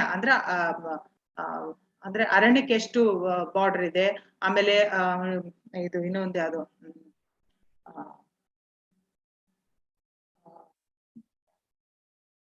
ಅಂದ್ರೆ ಇಲ್ಲಿ ಸೈಟ್ ಮ್ಯಾನೇಜ್ಮೆಂಟೇ ಇಲ್ಲ ನಮ್ಮ ಅಂದ್ರೆ ನಮ್ಮ ಏರಿಯಾದಲ್ಲಿ ಸೈಟ್ ಮ್ಯಾನೇಜ್ಮೆಂಟ್ ಅನ್ನೋದಿಲ್ಲ. ಕೆಲವೊಬ್ರು ಏನ್ ಮಾಡ್ತಾರೆ ಅಂದ್ರೆ ಅಲ್ಲಿ ಜಾಗ ಇರುತ್ತೆ, ಅದನ್ನ ತಗೊಂಡ್ಬಿಟ್ಟು ಏನೋ ಒಂದು ಬಿಸ್ನೆಸ್ ಮಾಡ್ತಾ ಇರೋದು, ಈ ತರ ಎಲ್ಲ ನಮಗೆ ಅಂದ್ರೆ ಇದು ಇಲ್ಲಿಗಲ್ ಆಗಿ ಕನ್ಸಿಡರ್ ಆಗ್ತಾ ಇದೆ. ಅಂದ್ರೆ ರೆವಿನ್ಯೂ ಅಂದ್ರೆ ರೆವಿನ್ಯೂದು ಏನ್ ಪ್ಲೇಸ್ ಇದೆ, ಫಾರೆಸ್ಟ್ ಏರಿಯಾ ಯಾವ್ದಿದೆ, ಆಮೇಲೆ ಗ್ರಾಮ ಠಾಣ ಇನ್ನೂ ವಿಸ್ತರಣೆ ಆಗ್ಬೇಕು. ಇವು ಮೂರು ಆದಲ್ಲಿ ಮಾತ್ರ ಏನಾಗ್ತದೆ ಅಂದ್ರೆ ಎಫೆಕ್ಟಿವ್ಲಿ ನಾವೇನ್ ಮಾಡಿದ್ರೆ ನಾವು ಅನ್ಕೊಂಡಿದ್ದನ್ನ ನಾವು ಟೂರಿಸಂ ನಲ್ಲಿ ಡೆವಲಪ್ ಮಾಡ್ಬೋದು. ಇನ್ನೊಂದು ಟೂರಿಸಂ ಯಾವ ರೀತಿ ಡೆವಲಪ್ ಮಾಡ್ಬೋದು ಅಂದ್ರೆ ಅಗ್ರಿಕಲ್ಚರ್ ಟೂರಿಸಂ ಮಾಡ್ಬೋದು, ರೆಸ್ಪಾನ್ಸಿಬಲ್ ಟೂರಿಸಂ ಮಾಡ್ಬೋದು, ಇನ್ನಿತರ ಎಲ್ಲ ಟೂರಿಸಂ ಮಾಡುವಂತ ಒಂದು ಪ್ಲೇಸ್ ಇದೆ ಇದು. ಹೀಗಾಗಿ ನಾವು ಏನಂದ್ರೆ ಇದು ಮೊದಲು ಸೈಟ್ ಮ್ಯಾನೇಜ್ಮೆಂಟ್ ಒಂದು ಆದ್ರೆ ಇವೆಲ್ಲ ಟೂರಿಸಂಗೆ ನಾವು ಅಪ್ರೋಚ್ ಮಾಡ್ಬೋದು. ಆಮೇಲೆ ಇನ್ನೊಂದು ಏನಂದ್ರೆ ಇಲ್ಲೊಂದು NGO ಇದೆ, ಕ್ರಾಫ್ಟ್ ಟೂರಿಸಂ ಇಲ್ಲಿ ತುಂಬಾ ಚೆನ್ನಾಗಿ ನಡೀತಾ ಇದೆ ಇವಾಗ. ಕ್ರಾಫ್ಟ್ ಟೂರಿಸಂ ನಡೀತಾ ಇದೆ, ಆಮೇಲೆ ಎಲ್ಲಾ ಮಹಿಳೆಯರು ಆ ಕ್ರಾಫ್ಟ್ ವರ್ಕ್ ಮಾಡ್ತಾ ಇದ್ದಾರೆ.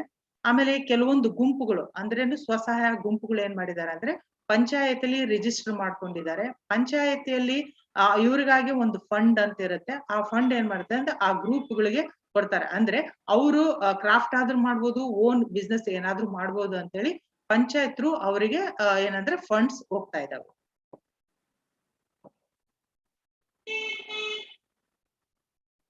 Anybody can translate? Okay, so what she was saying was when there is development happening for the purpose of tourism, they should preserve the culture over there. So they should map the site and site planning should be there, and that is not happening now. The place which is with revenue and the place which is with the forest department, that they should segregate and they should plan in a way that it doesn't hamper the forestry or the place with revenue. Okay, so there are good opportunities for responsible tourism and ecotourism and all, but only thing happening now is craft tourism. Craft tourism is happening nicely. There are some self-help groups. They are registered with the district authority, I think. Yes. So Panchayat. district panchayat, gram panchayat, and they are doing good work over that thing, craft tourism. Innondo, there is a sad part, I must say. Whatever in like Havama, they have a meeting. They are not calling gram panchayat. Like 3 months once they have meeting. So we are not inviting in that meeting. So whatever we have correspondence, we are going and we are submitting in the Havama office only. But there is no reply, nothing. So it is happening now. Even now is when I was in the 2020, it is happened like that when I was in Gram Panchayat. Now I think when I was there, I told that we are all told that Havama office should be in Anegundi because we cannot come to here to hospital. So it's very difficult. You have so weekly once you have to come to Anegundi and you stay, and one day there is one office. You have one guy has to stay here. You have to listen whatever we have a problem. If some people, if they are coming they are asking permission, you have to explain everything, not from us, not from you. So they did it now. Like last year, they made one office in Gram Panchayat itself. Weekly once he is coming, and whatever letters they want, they are taking. I don't know how reply is coming. I don't know about that, but it is happened. It happened somehow. So it is one way is a good thing. From Gram Panchayat, what I made, I talk with all people. We conducted meetings from tourism, from Havama, what we have, we are facing challenges, and what we have problems, and we gathered all the things, and we sat. We have to come out one solution. So we made letter to Havama and tourism department. So we made one letter for DC also, and Ballari DC also. Our DC is vice president, Ballari DC is the president. So it we gave letter.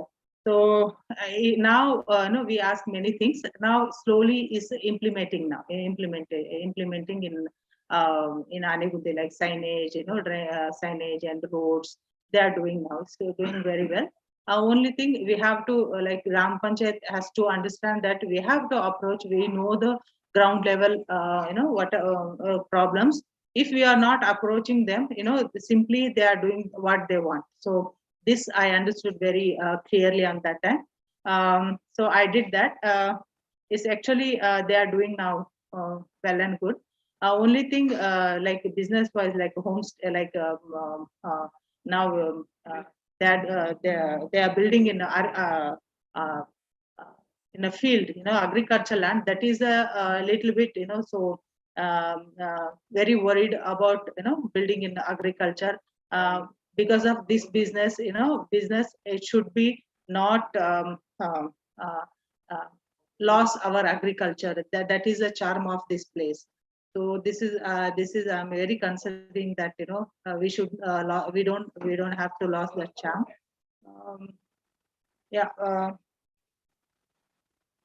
Yes, this is it. I was president only 1.5 years. So whatever I did, very small experience I have in a ground level, but now they are doing well and good. This is it. Thank you. Okay, thank you, Anjana Devi. I think the 3 presentations, we were waiting for Maligaji also, but she's not able to join as there is raining. And Anjana Devi was presenting actually about the experience of a local panchayat where there another body other than state and national government is there under a law to conserve the heritage site. So why it is, how it is conflicting with the local interest and the local, even the panchayat rules. So how they are unable to do what they wanted to do, and how the whole decentralized the Panchayati Raj Act and its powers are getting negated at a place like Anegundi. That is what Anjana Devi was talking about. And then Malika Vridhi was about to talk how she could come up with mobilizing women from a one panchayat to influence a local panchayat there and to make tourism a local livelihood option.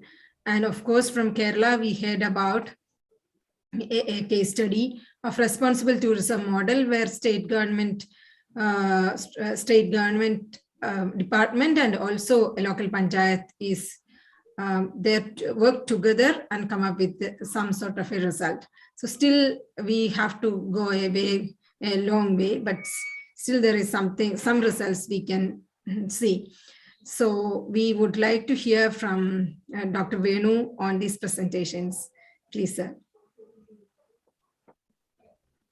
Thank you. I think I should thank both the presenters, and I wish that we could have heard Malika ji a little more.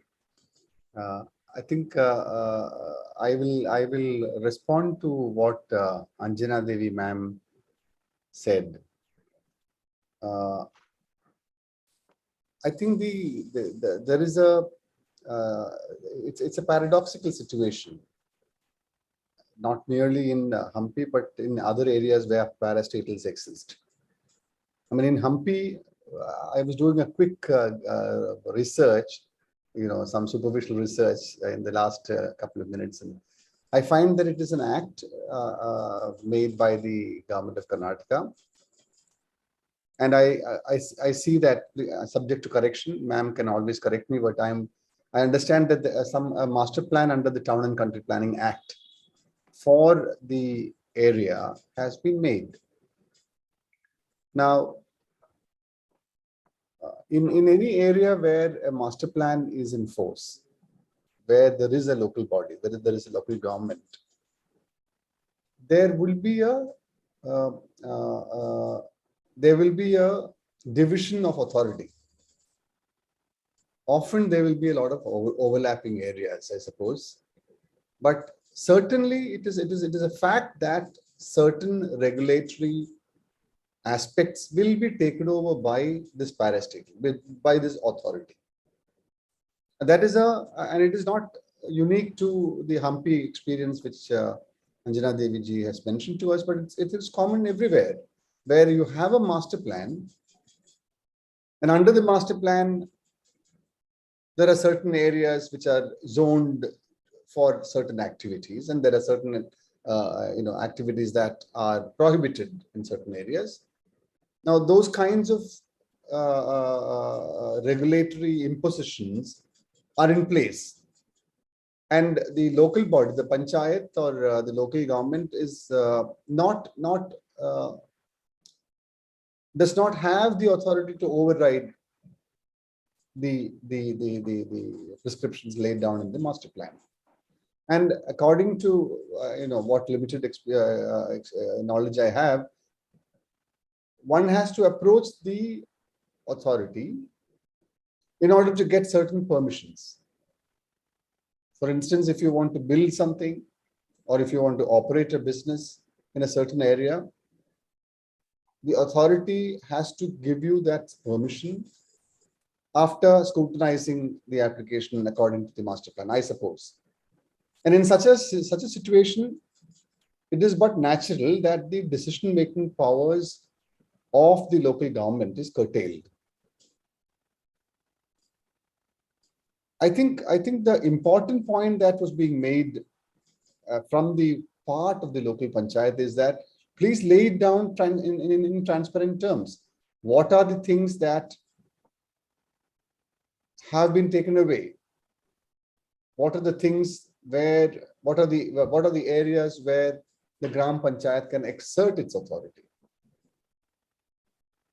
From the community side, I think the point made, as much as I understand it, is that please clarify agricultural land, for a non-agricultural purpose. If somebody is using it, who has the authority to prevent such activities? lay down the boundaries of the forest and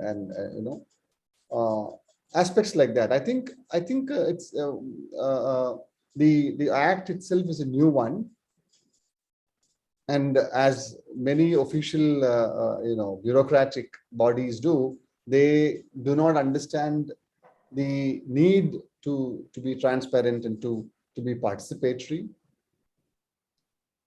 But over the years, as she was mentioning, some kind of an understanding is being arrived at, some give and take is happening. And I think the sentiments of the local community and the local government are being taken on board. And I think that's a welcome sign. Regarding the responsible tourism initiative, what the point made by the Kumarakam Panchayat president, I think the important point which is relevant to us is the fact that the Panchayat took the leadership in the entire initiative. Number one. Number two, used the funds and resources that was available to them, and translated and use those in order to create these spaces leading to economic benefits to the community. So that's a very positive way how Gram Panchayat has taken ownership of this opportunity and said that, if there is an investment to be done, using the money available to us or using resources like the employment guarantee scheme, the Panchayat led from the front and created these spaces, created these opportunities so that the local community could benefit. And more importantly, I think that's something which was lost in translation. I think the important part was that the Grama Panchayat has been recognized as the arbiter, as the body which will create these committees and act as an interlocutor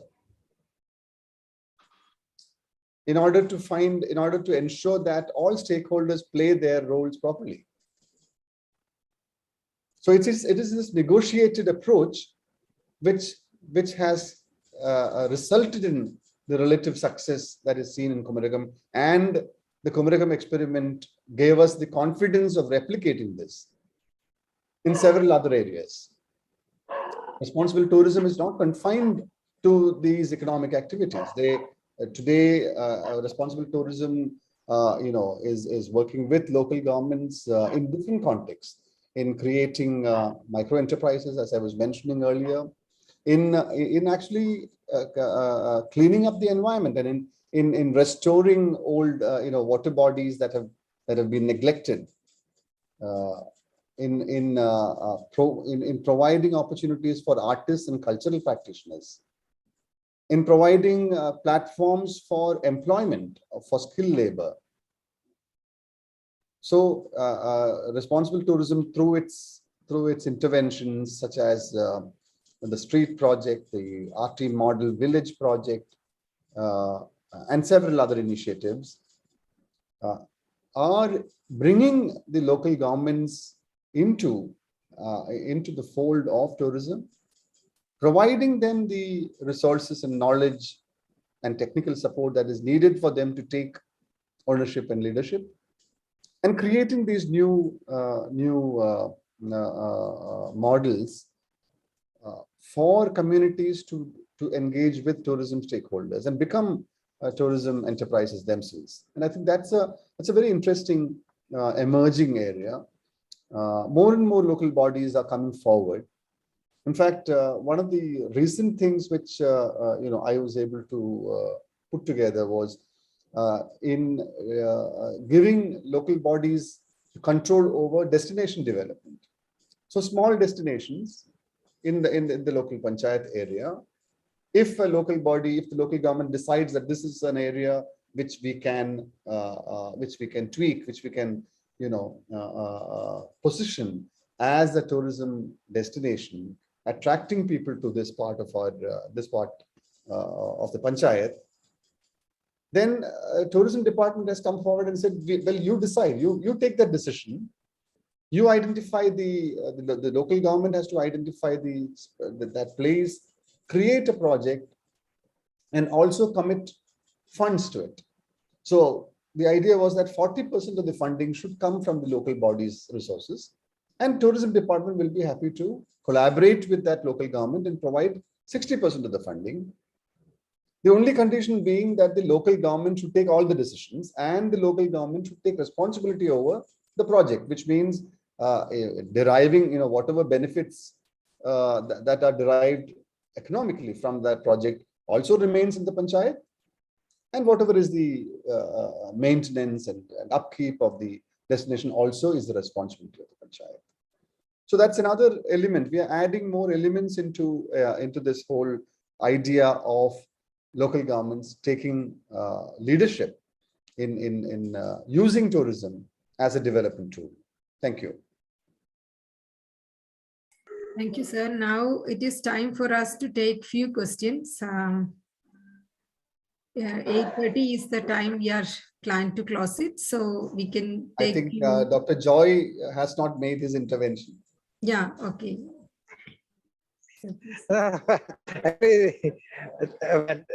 This is exactly why I said Dr. Venu will talk, because he has covered almost everything we can talk about local governments and tourism. However, I will just add a couple of points only. One, what I heard today and what I understand is that, from that I understand is that, see, actually getting it happening at the local level requires thinking a lot about the nitty-gritties. When all the three presentations which you have made, initially I think Maliaji mentioned that talking is easy, but actually doing is difficult. And exactly that is it. You need to go through a lot of smaller and small initiatives and small actions, which have a lot of hindrances and other things. But then it's a long way to go, where probably Kumarakam had the advantage of all the support, or even motivate. Everything has happened through the responsible tourism initiative, whereas others had to really struggle to move forward.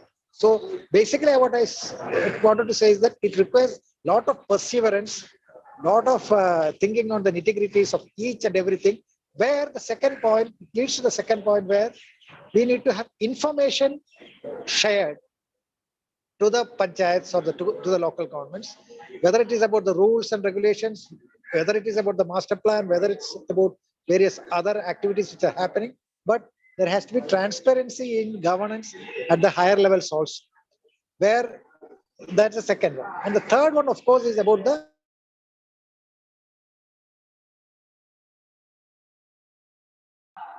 locality is owned by the local people and local governance is part of it, but they are not existing as an island, but existing within a larger framework.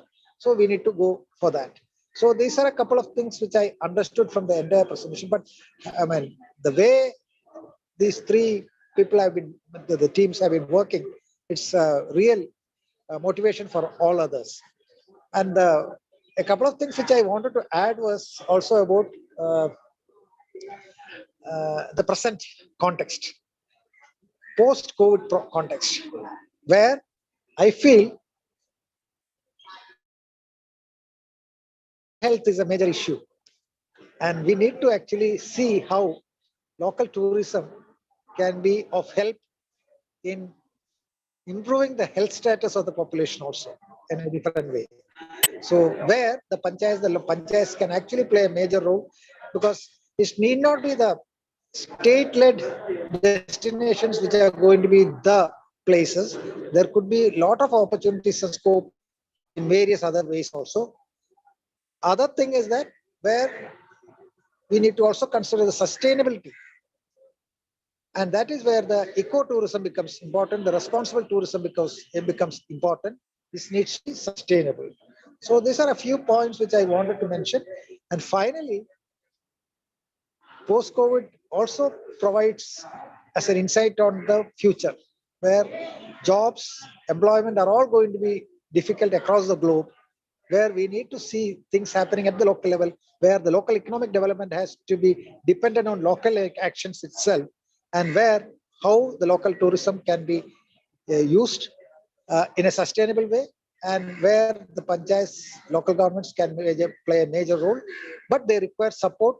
They need to be facilitated to do this. Sometimes it is promoted, sometimes it is led, but the local governments and the role the local governments have to play varies from place to place, the context to context.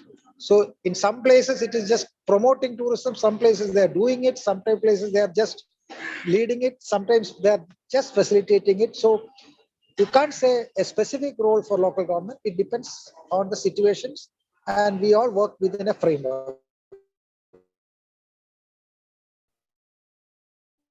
Dr. Venu has put this in a perspective which is useful. We need to take it forward because that is the need of the hour. So we need to take this forward.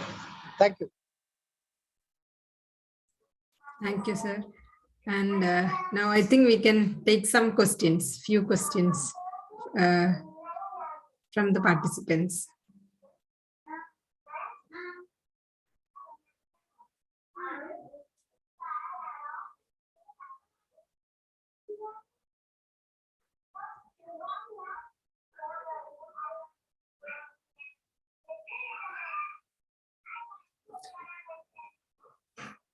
Seems there is no questions at this point of time. So Okay. Then it is with the note Malika has joined, Suma, so you can request Malika to have 5 minutes to contribute.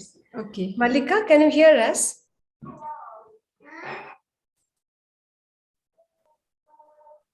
I'm not sure whether she can hear us. Malika, can you hear us? I think Malika's connection is still down. So, yep, over to you, Suma. Yeah, so if Malika ji is not there and if there is no specific questions with the note of our chair of this session, we can close it. I'm inviting Dr. Monish Josh from KILA for auto thanks. Thank you, Dr. Suma. We had a very fruitful and wonderful deliberations from the side of the experiences and other things which were already shared, and also from the policy point of view, also a lot of takeaway messages were there. So thank you for that. So first of all, I would like to thank our keynote speaker, Dr. Venu sir, IAS, Additional Chief Secretary for the Government of Kerala, for the wonderful deliberations and the outlook messages he had given to us. And next, I would like to thank the Director General of KILA, Dr. Joy Ellerman, and the Director of the Equations, Joyatri Roy, for moderating the entire session and also for chairing the session and giving the concluding notes. And next, the panelists, the 3 panelists, all the 3 panelists, they have described in a very good way how we can take tourism and local governance together, and what were the challenges they faced, and how to overcome these challenges, and what are the future measures which need to be taken. So I thank all the 3 panelists, Ms. Malika, and also Ms. Danya, and also Anjana Devi. And also, of course, Suma, who is coordinating all these activities as a part of Equations. And thank you, Suma, as well. So thank you, everyone. And also the participants who are patiently listening for all the deliberations. Thanks a lot. Thank you. Okay, thank you all. Thank you very much. Thank you. Thank you. Thank you.